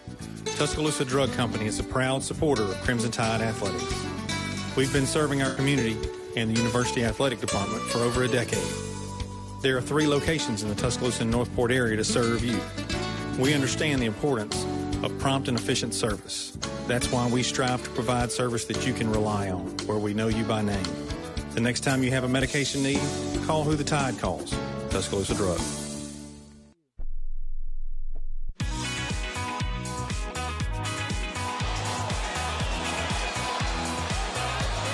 Let's count this up. 16. Bama's up 16, 59-43 over the Georgia Bulldogs. 12:58 to go in the ball game, making Evan Williams Bourbon part of your game day traditions is a slam dunk and a heck of an idea. Visit evanwilliams.com to find a bottle near you. Evan Williams, Kentucky Straight Bourbon Whiskey, Bardstown, Kentucky. Think wisely, drink wisely, and roll Tide. And we roll across the way to Roger Hoover. And that was a much better blue-collar stretch for the Crimson Tide. What we saw a moment ago, the defense being praised by really the coaching staff for 2 players in particular, Mo Diabate and LeBaron Philon, for what they're able to do. Also nice to see Mark Sears, of course, get that 3-pointer. He had a great conversation with Coach Oates before those 2 return to the full team huddle, but especially Mo Diabate, LeBaron Philon, and Mark Sears being saluted by the Crimson Tide coaching staff, Brian. Yeah, Mark Sears with a big second half so far. He's got 18. 11 of those have come in the last 8 minutes of this game, and also doing a good job finding open teammates, aggressive on the offensive end, taking the ball inside, starting to knock down the long ball. Mark Sears looks ready to go here in the second half on both ends of the floor. And that is a huge thing. I mean, he's going to do the things, you know, distributing the basketball. We know what he's capable of scoring. It's elite when he is able to knock down shots at a high level. I mean, yes, the 6 turnovers early were tough, or the majority of them coming early, but 18 points, 3 boards, and 4 assists. The guy's special, even on the nights when he's not his best. He is, and even, you know, you look back a week ago, and Mark didn't play in the second half and was obviously frustrated on the Alabama bench. He responds in a big way in Starkville, Mississippi. Without the way Mark played, Alabama doesn't get that victory in a top 15 matchup. And also, Nate Oates said after that LSU game, he wanted to go with a lineup that got it done on the defensive end because Alabama struggled defensively in the second half. Mark Sears is dialed in on both ends of the floor here in the second half against the Dogs. He is getting a breather right now as Youngblood's out there for the Crimson Tide. Georgia with the ball. It's Surreal with it, handing it off to Montgomery. He'll get into the lane, puts up a little teardrop from 6 feet, got it to go. 59-45 Bama. Holloway with it front court. Holloway to Youngblood, had it poked away, stolen. Georgia then beneficiary of a whistle as Youngblood reached out and committed the foul on Blue Cane of the Bulldogs. You know, so many times in basketball, it's the little things that make a difference. And Nate Holloway has been so good with decisions and shooting the ball and finding open teammates. That was a turnover because he threw it on the wrong side of Chris Youngblood. If he threw it on the outside, it's not a turnover, but because it was just maybe a foot inside of where it should have been, the ball gets deflected and Alabama turns it over again. Georgia with the ball, Bama a 14-point lead.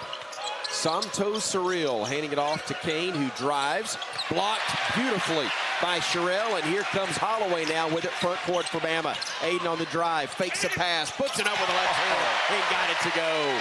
So pretty over a couple of 6'10" guys as he lays it up high off the glass with the left hand. Beautiful move by Aiden Holloway. Surreal handing it off to Montgomery. He'll play off a screen, shoots the jumper from 15, no good. Rebound fought for, claimed by Georgia. They miss a close one. They get it back with Surreal, and his dunk attempt pops out, but he's fouled, and he will go to the line to shoot 2 when we come back to Coleman Coliseum. 11 minutes, 42 seconds remain in this game. Bama leading at 61-45 over Georgia on the Crimson Tide Sports Network from Learfield. Let's go, let's go, let's go. Let's huddle up and make things happen with the only cards for T-Town. The University of Alabama Regions Visa debit card and prepaid Regions Now card. They're a win for your wallet and a big roll tide, whether you're all in on confidently showing your Tide pride. Order your card now at regions.com/GoBama. Regions, official bank of the SEC. Member FDIC. Terms, conditions, and fees apply. Tide fans, Golden Flake Snacks have been a proud partner of the Tide family for 67 years. The South's original potato chip, Golden Flake Snacks, are delicious fan favorites because they're crafted from traditional Southern recipes. From crispy, perfectly flavored potato chips to light and airy pork rinds and fluffy, cheesy cheese puffs, Golden Flake Snacks are a winning combination with Alabama basketball. Share Golden Flake Snacks with your Tide family and friends. Simple, Southern goodness. That's Golden Flake.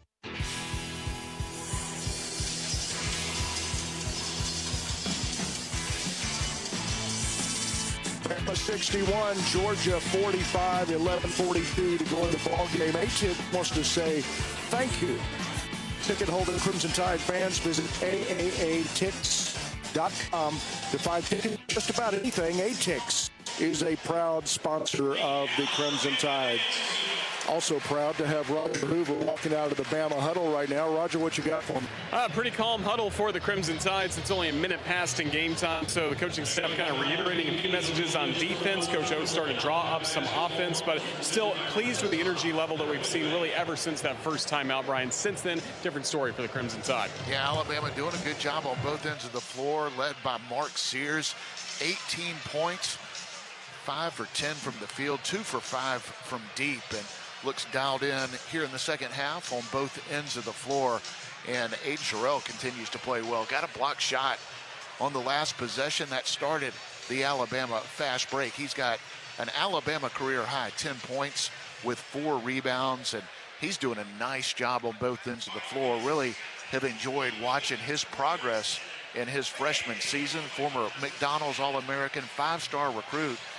Had some injuries in the preseason, didn't get to play in the exhibition games, and kind of had to take some time off because of injury practice.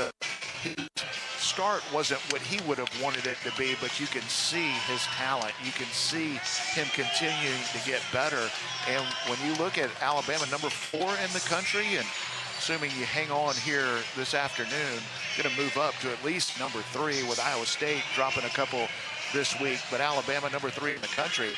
But really haven't hit their potential because you've got guys like Aiden Sherrill continuing to get better. Cliff Amore is figuring out how to play a Nate Oates system. You've got Reed, who's been injured and starting to get back into form after a leg injury. Chris Youngblood starting to hit his stride. So this Alabama team has been really good this year, trying to go to 19-3. Long way to go here with 11:42 to play, but Alabama trying to go to 19-3 and top 5 in the country. But this team has a chance to get better and better in February on to March, and hopefully April. Got to play in April for the first time in program history last year. Would love to do it again this season. 11:42 remains, and the first free throw by Santo Surreal is up and no good.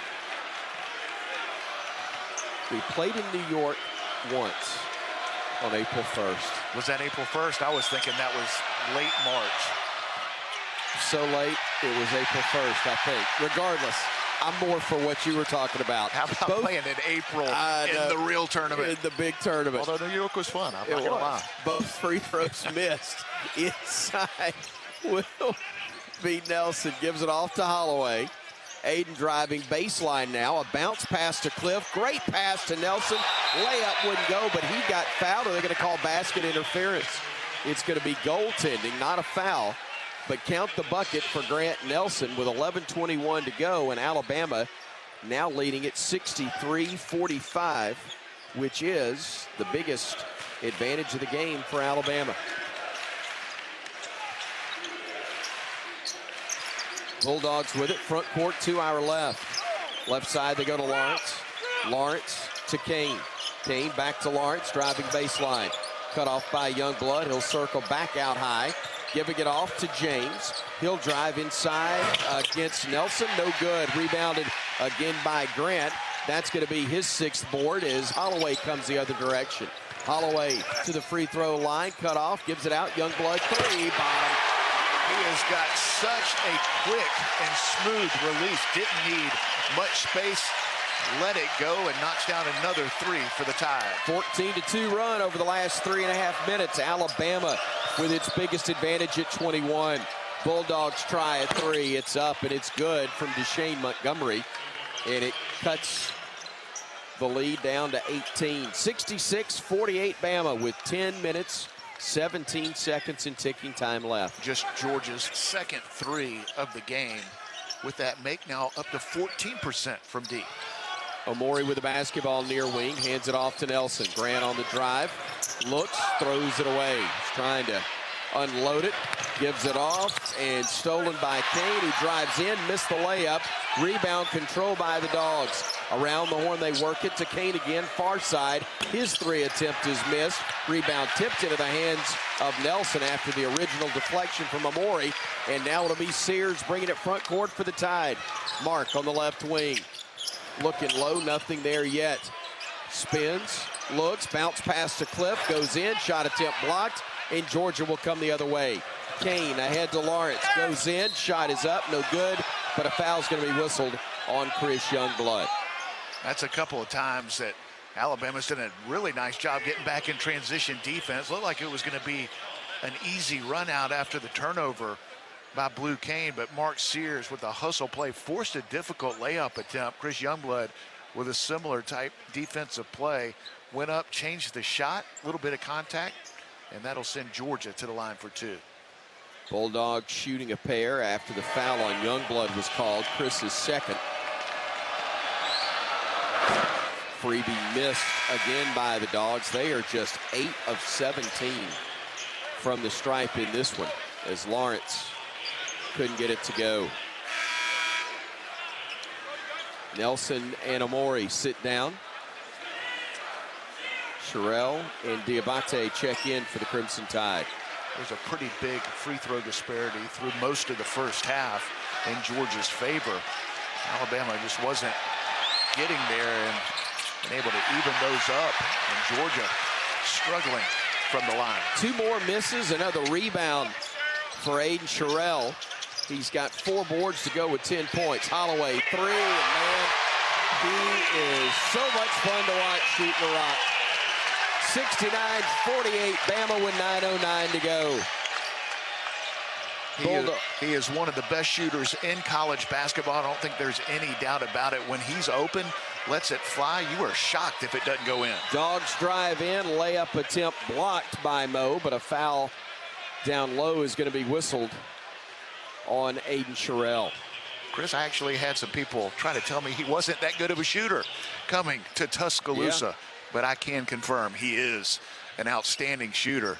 And Alabama's offense able to get him free, and he is playing with so much confidence on both ends of the floor. He's an improved defender and loving playing with Mark Sears and company. Alabama spreading the floor, and if he has an opening, he's letting it fly, and he's been knocking them down. Part of, I think, what's helped, instead of praying for a foul call where he can go to the free throw line for 3, he just shoots a basketball, and it's practically a layup every time he does it anyway with his incredible skill, as Lawrence makes both free throws, and he'll check out of the game, replaced by Silas Demery. 69-50, Alabama with the 19-point edge with under 9 minutes to play. Holloway playing off of the screen, and a foul's going to be whistled on Georgia. That's going to be on Samto Surreal.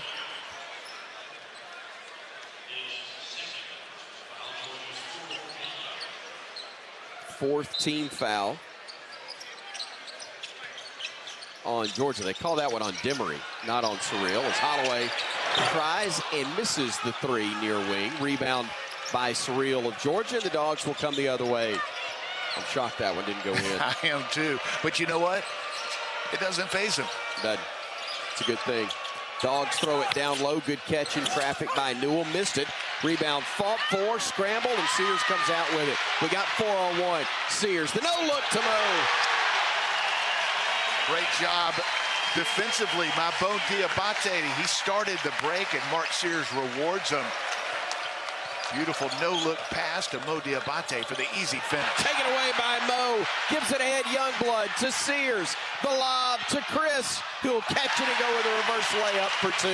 Again, started by who else? Mo Diabate gets the deflection. Ends up on the floor. Alabama with a 2-on-1, and the Tide starting to roll. And a timeout called by the Bulldogs.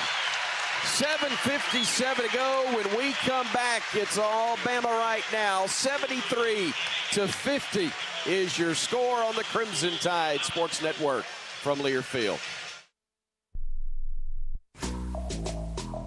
The Alabama Insider Podcast is the official podcast of Crimson Tide Athletics. Catch full episodes of Hey Coach and the Kalen DeBoer Show, Crimson Tide Rewind, Crimson Tide Today Daily Reports, plus full interviews from Crimson Drive driven by NASCAR.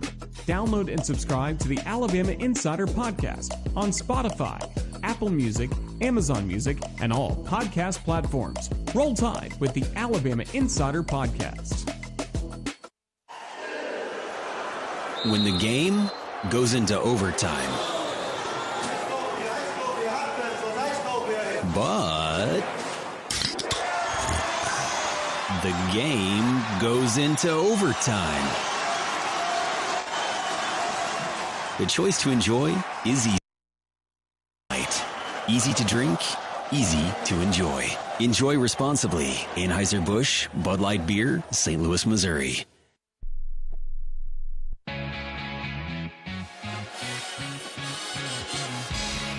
Bama has pushed it out to 73-50 over the Georgia Bulldogs. Best move of the game is presented by Old Dominion Freight Line. Old Dominion Freight Line works hard to be the best in the game and is a proud partner of the Crimson Tide.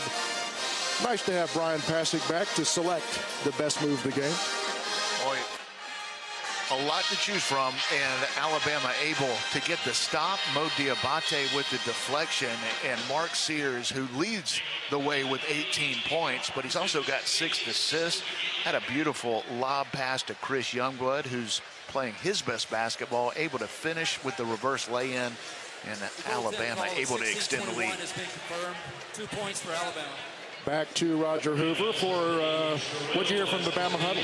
Well, a lot of positivity. Really the effort, especially of Aiden Holloway getting praised right there. But, I mean, most of the conversations about defensively, just find a way to keep playing at a high level. Next 4 minutes is going to be huge. That was the main message coming from this coaching staff, Bryan. I think they like this lead right now and want to maintain it with Alabama up 73-50. You know, we've seen Alabama out to double-digit leads, even 20-point leads, now 23-point lead here at home, and not continue to keep the pedal down. And that's an area that this team needs to grow, and they have an opportunity to do it right now, because I can assure you Georgia's not going to go away with the way Mike White coaches and their focus on the defensive end and the toughness that they bring.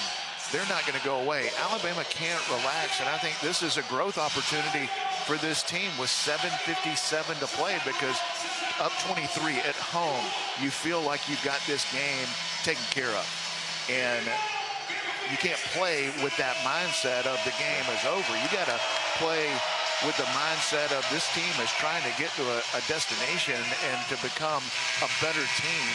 And these are situations where you have a chance to keep the focus, the energy, the edge up, and we'll see how the last 8 minutes unfold.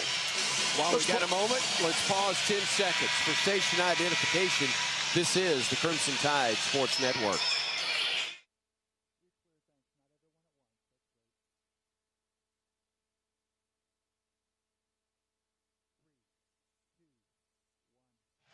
Out of the timeout, Youngblood, Sears, Sherrill, Reed, and Philon are the 5 on the floor for Alabama.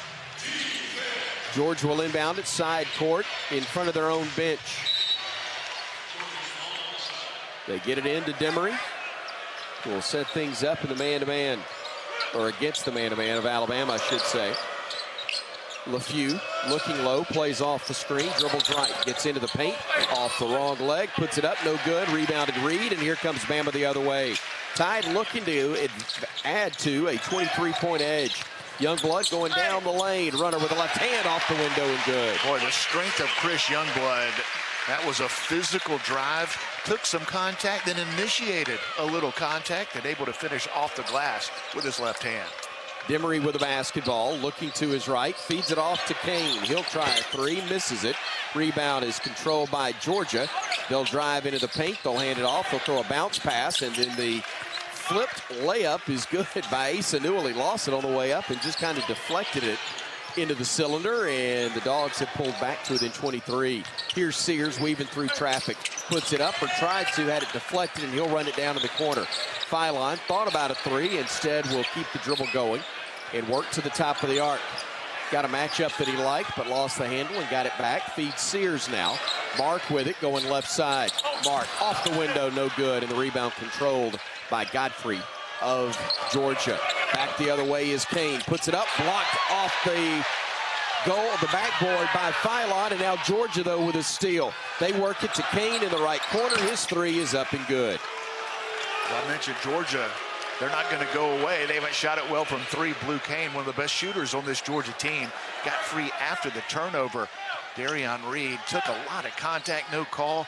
The result, a turnover, in Georgia able to capitalize. Reed tried to thread the needle there on a bounce pass to Sherrell, but a little bit too much steam on it.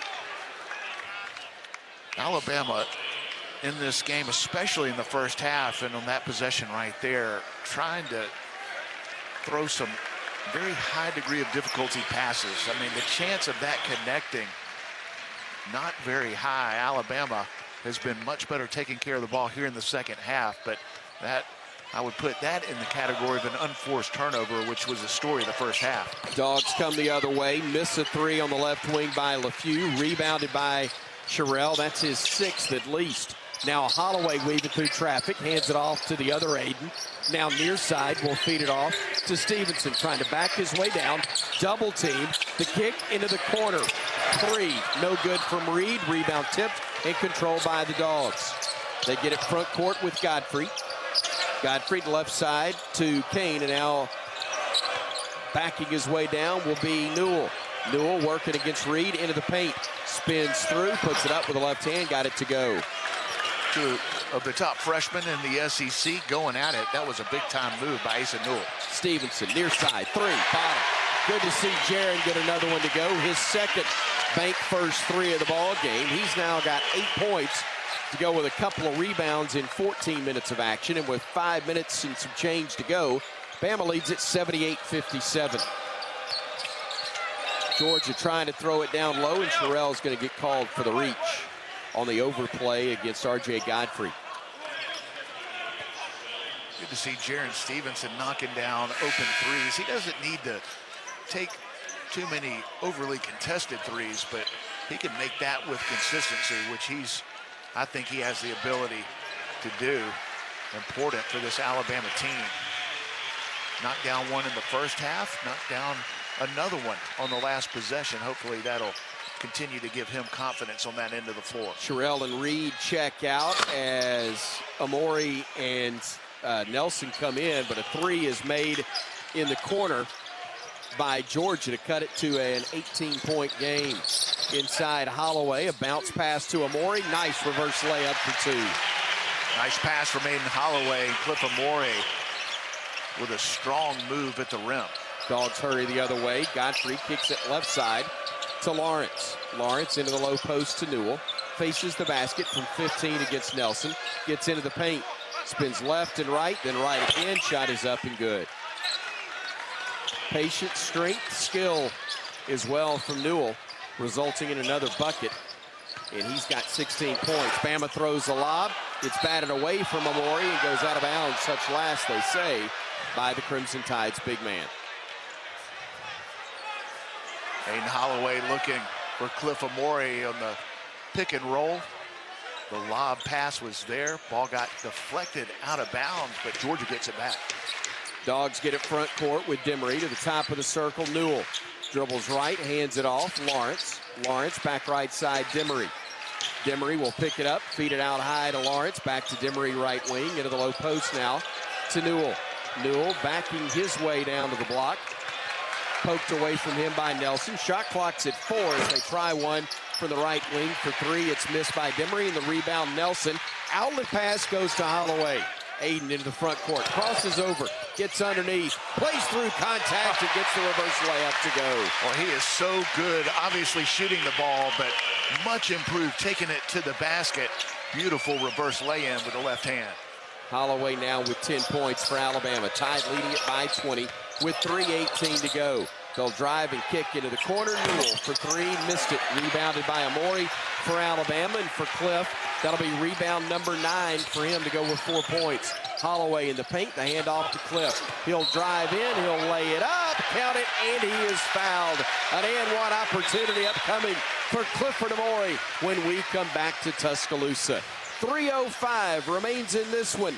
Bama 84, Georgia 62 on the Crimson Tide Sports Network from Learfield.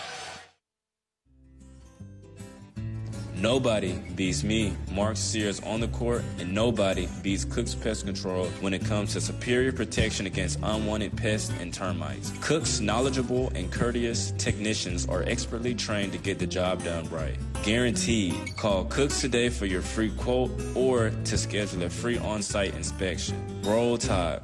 Looky, looky, looky, here comes Cookie, Cook's Pest Control. At Red Diamond, we know that there's simply nothing better than the perfect sip of fresh brewed iced tea. And we've been working hard to make sure choosing Red Diamond is always easy. With only simple ingredients, water, tea leaves, and pure cane sugar, or no sugar. We make sure our tea tastes like, well, tea. Stop by your local cooler and pick up a gallon for a perfect sip today. Red Diamond. Perfect's not easy.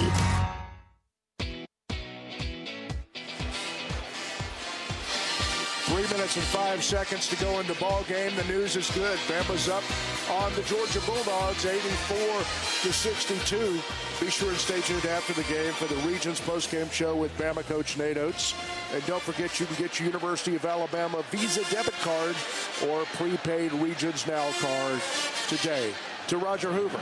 Still preaching defense, 12 points given up in that last stretch against Georgia. So, again, not allowing Georgia to get more than 70 points. That's kind of the challenge that's being issued to this Crimson Tide team. Always love those numerical challenges issued by the coaching staff. So, right now, Georgia at 62, 3:05 still to go. No more than 70 points. That's what the coaching staff wants to see. And also, Bryan, want to keep them away from shooting three-pointers to try and find a way to get back in a ball game like this. Yeah, as we mentioned during the last media timeout, important for Alabama to finish strong and not look necessarily too much at time of score, although it is good to have those goals.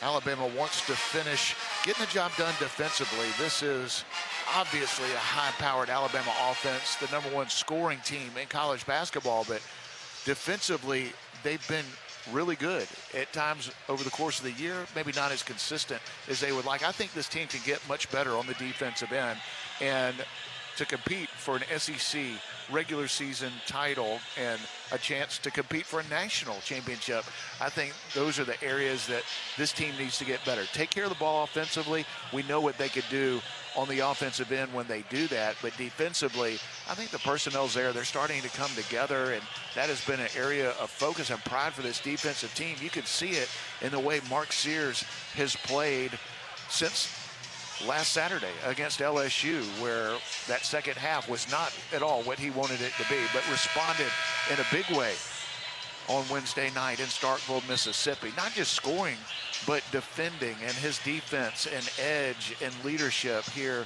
in this one has been a big reason why Alabama's up 22 with 3:05 to play, but they want to continue to keep the pedal down on both ends of the floor. Clifford Amori will go to the stripe.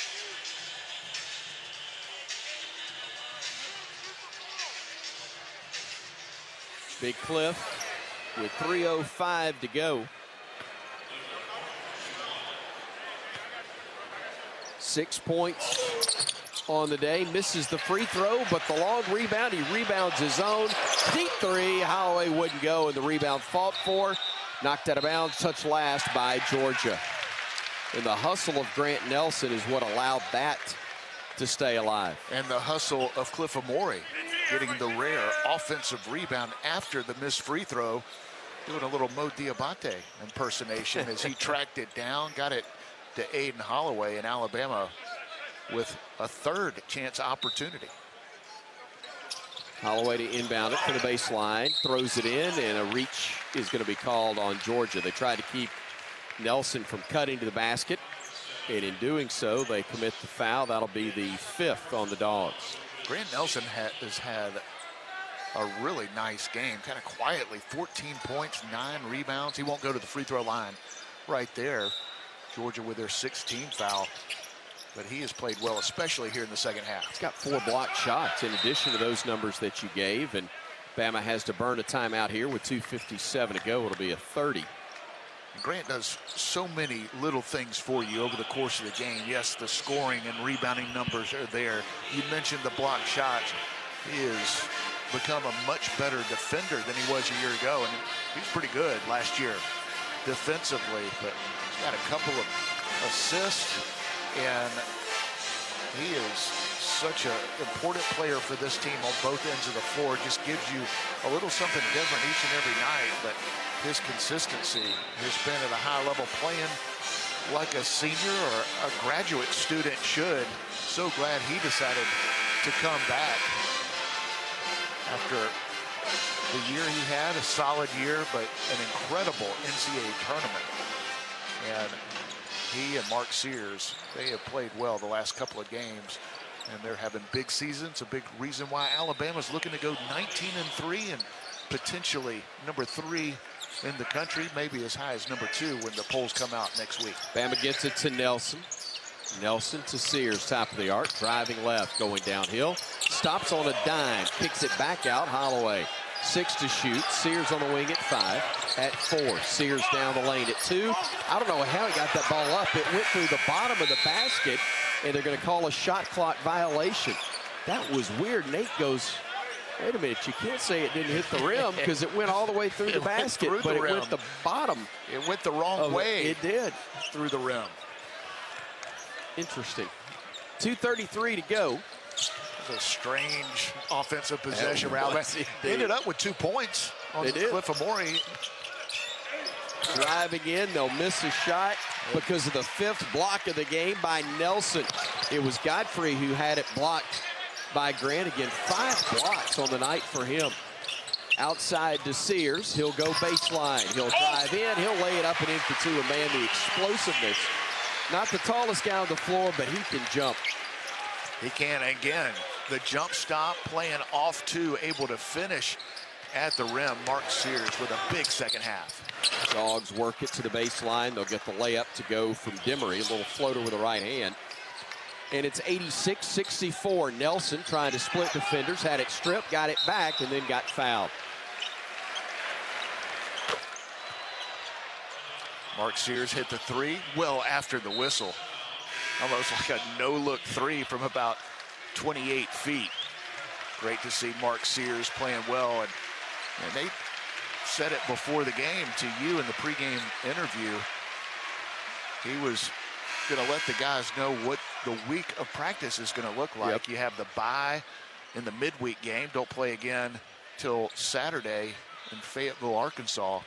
And Alabama with some extended time between games, something that you don't get a lot of the time throughout the course of the year. So you want to play well when you've got extended practice time, because you know that the coaches have a chance to work on different areas. And if you don't give great effort, it's not always too much fun to work on effort over the course of a week when you don't have a game to worry about. But Alabama's come out and taken care of business here at home. Have indeed, as the free throws are good by Nelson, and he'll be replaced by Mad Max Skarnowski into the game for the Crimson Tide, a crowd favorite. The walk-on in his 5th year out of Elgin, Illinois. The Crimson Tide, a comfortable 88-64 lead with 95 seconds to go. Dogs drive in. Stevenson blocks the layup attempt. And the rebound, Skarnowski thought that Georgia had touched it, and so he let it go instead of grabbing the loose ball. Could have gotten a rebound right Could there. have. Great defensive play by Jaron Stevenson. Knocked down a couple threes in this game, and Alabama continues to block shots at a high level. And then Stevenson commits the foul, trying to knock away the bounce pass. Matt, you got to get that for the stat sheet, whether it was going to be our ball or not. 7th team foul on Bama, so a 1-and-1, or 17th foul on the Crimson Tide. So Georgia will go to the strike. 88-64 Alabama with 1:26 left to play, and the faithful in large measure headed for the exits.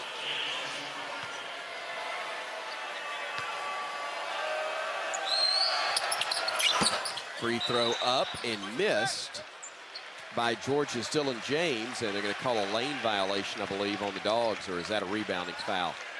It's a rebounding foul. It's going to be whistled on the Dogs, and so Bama will shoot free throws.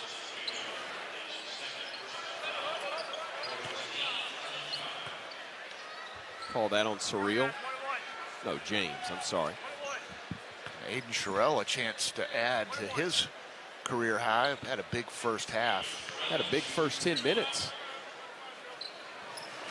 Front end of the 1-and-1 up and good. That's his first point since about the, 10-minute mark of the first half, roughly? Listen, I remember he had 8 in the first 8 minutes, and I projected he was on pace for 40. For 40. You were slightly off, barely.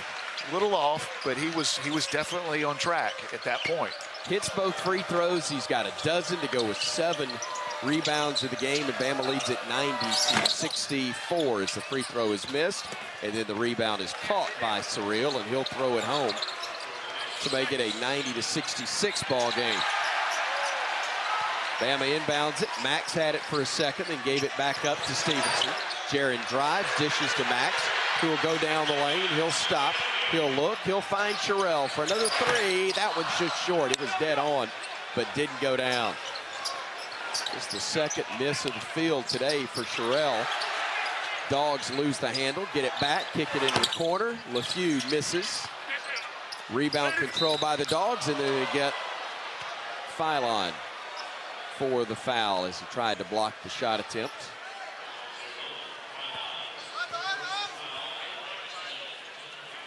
The way Alabama closed out the first half after Georgia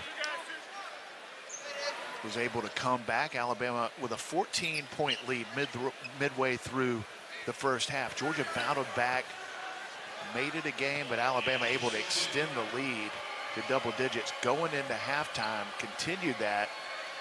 The first 4 or 5 minutes of the second half, the last few minutes of the second half, big keys in this game for Alabama, and we were hoping there wouldn't be too much drama late in this one. If Alabama could take care of business, that would be the case, and that has happened. The Crimson Tide has played pretty well here. Second free throw missed, rebounds tipped, batted around, and Georgia controls. Lawrence will throw it in the middle, and throwing it home is Dylan James to make it a 90-69 ball game with just 32 seconds left to play in this one.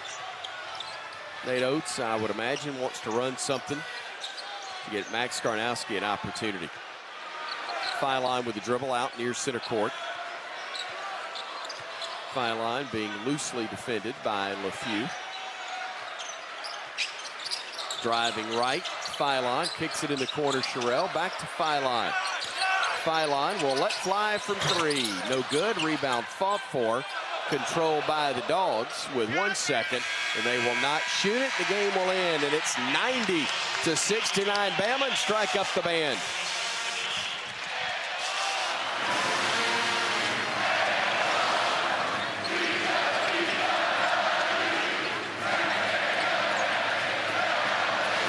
Tied with a victory, improves now on the year to 19-3.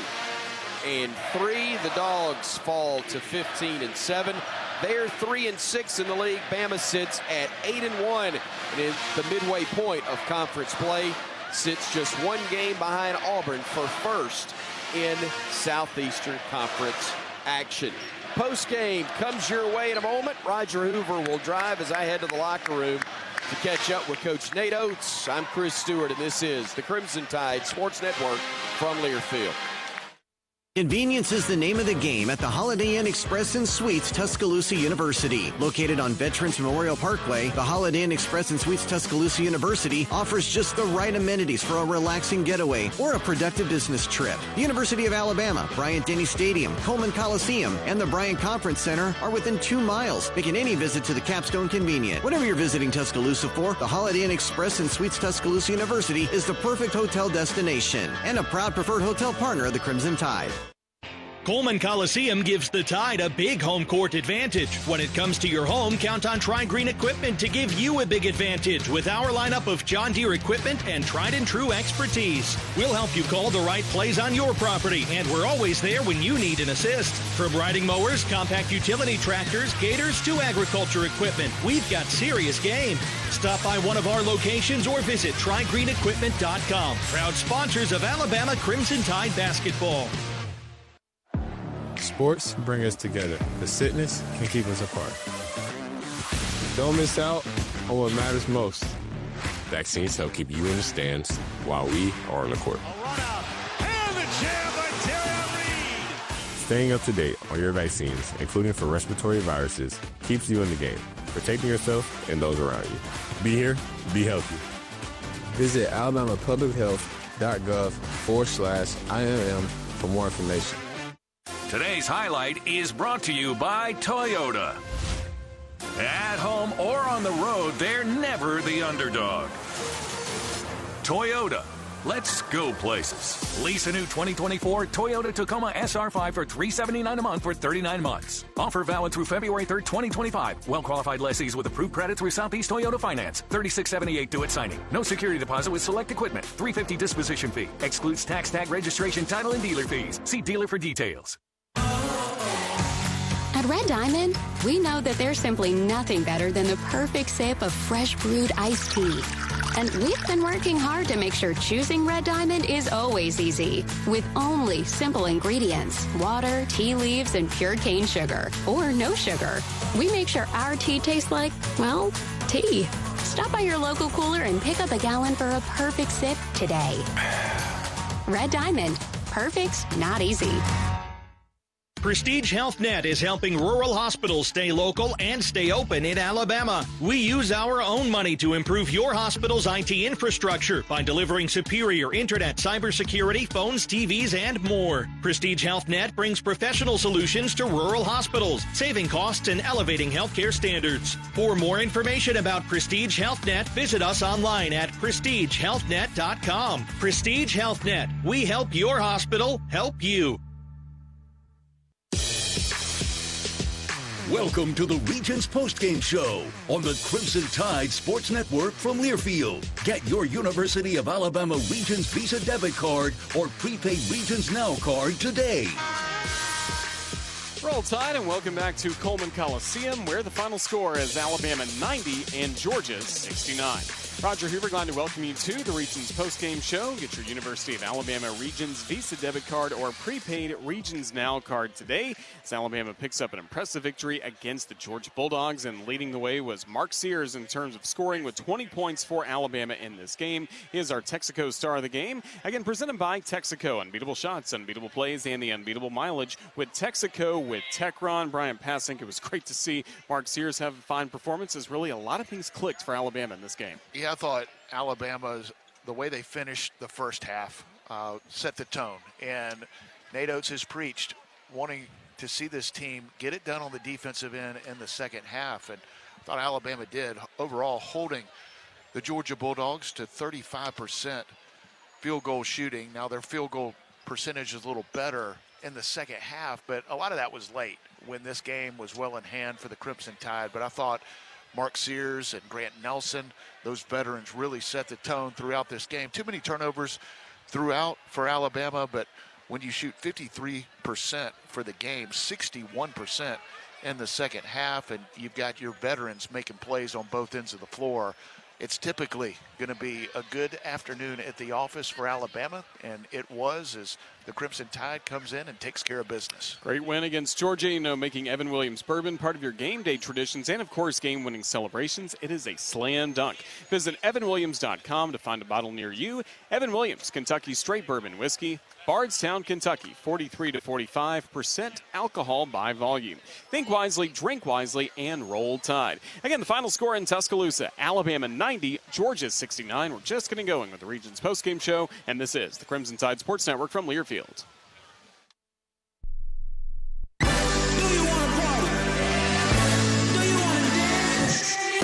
Your moment has arrived. It's time to shed the normal day-to-day version of yourself and let your most fabulous self loose.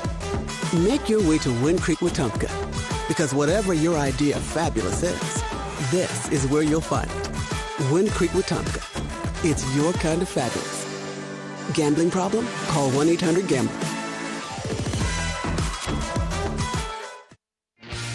If you're looking for the best selection in Crimson Tide apparel, look no further than the Soup Store. The Soup Store is every Bama fan's ultimate destination for the hottest gear and accessories, with 3 great locations around campus to serve you: in Tuscaloosa on campus at the University Student Center, on the Strip in front of Bryant-Denny Stadium, and on Bryan Drive. If you can't get to Tuscaloosa, shop the Soup Store online at soupstore.ua.edu. The Soup Store is a proud partner of Alabama Athletics.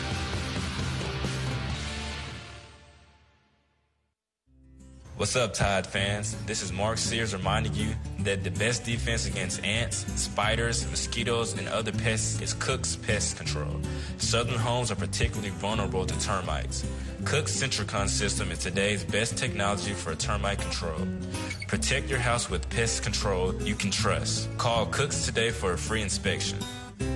Looky, looky, looky, here comes Cookie. Cook's Pest Control. When it comes to land care, you need equipment that's a slam dunk every time. At Tri-Green Equipment, we provide the tried and true support you need for your John Deere gear. Just like the Alabama Crimson Tide, we're always ready to assist you in making those game-winning plays. Visit us today and experience the unbeatable support that keeps you in the game. Tri-Green Equipment, proud sponsor of Crimson Tide basketball.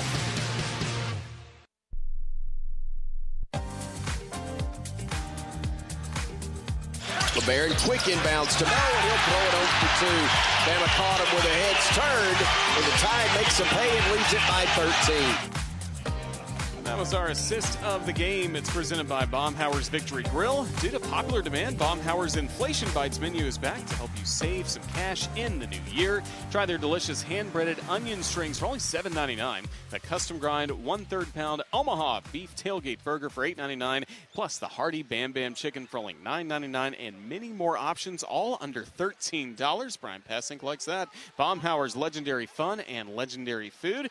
Bryan, let's also take a look at our turning point of the game. It's presented by Payless Drugs. Well, I thought the way Alabama finished the first half set the tone. And you know what Nate Oates has been preaching throughout this year at halftime, and he wants to see better defense in the second half and get off to a great start. I thought the way Alabama finished the first half, started the second half, set the tone, and did not give Georgia any hope in this one. Alabama, number 4 in the country, against a good Georgia team, an NCAA tournament team that was capable of beating you if you weren't ready to play. I thought Alabama was absolutely ready to play, and this was a nice win at home, just taking care of business, what you want to see out of an Alabama team that's trying to compete for an SEC title. Absolutely. That was the turning point of the game, again presented by Payless Drugs, your locally owned family pharmacy. 5 locations in the Birmingham area. Payless can handle your prescriptions, over-the-counter solutions, and home delivery. Visit mynewpharmacy.com to pay less. And Bryan Passink, once again, you won't be with us for a midweek game this week because there is no midweek game for Alabama. Kind of a rare open date in conference play that we have this year. Then the Crimson Tide will be on the road the next 2 against Arkansas, then Texas. Yeah, listen, this couldn't come at a better time for Alabama. Right in the middle of the schedule and right where you want to be through 9 games of SEC play. Alabama 8-1 would have loved to be perfect at this point, but considering 3 top 10 road games for Alabama to be 8-1 at the halfway point is not a bad place at all to be. You get a chance to get a little rest, get your legs, get ready for the home stretch, and it will be a huge home stretch for Alabama. When you look at what lies ahead, there's nothing easy in this league. There never is, but that schedule is can be a little bit intimidating when you look at it, but Alabama's pretty good, and I think they're going to navigate it just fine. Just got to be ready to play a week from today in Fayetteville, Arkansas, against a talented Arkansas team. Bryan, safe travels with everything coming up. Look forward to seeing you then. Roll Tide. Look forward to it. Roll Tide. That's Bryan Passink. I'm Roger Hoover. We continue with the region's postgame show in a moment after Alabama beats Georgia 90-69, the final score at Coleman Coliseum. This is the Crimson Tide Sports Network from Learfield. Hey there, Bob Baumhauer again. Baumhauer's Victory Grill is extremely proud to have recently received numerous awards, including being voted best wings in the state of Alabama. Other awards received include Best All-Around Restaurant, Best American Restaurant, #1 Sports Bar, Best Chef, Best Wings, and Best Dining Experience. Thank you for 43 legendary years, and we look forward to providing you an award-winning dining experience at every visit. Baumhauer's Victory Grill. Legendary fun, legendary food.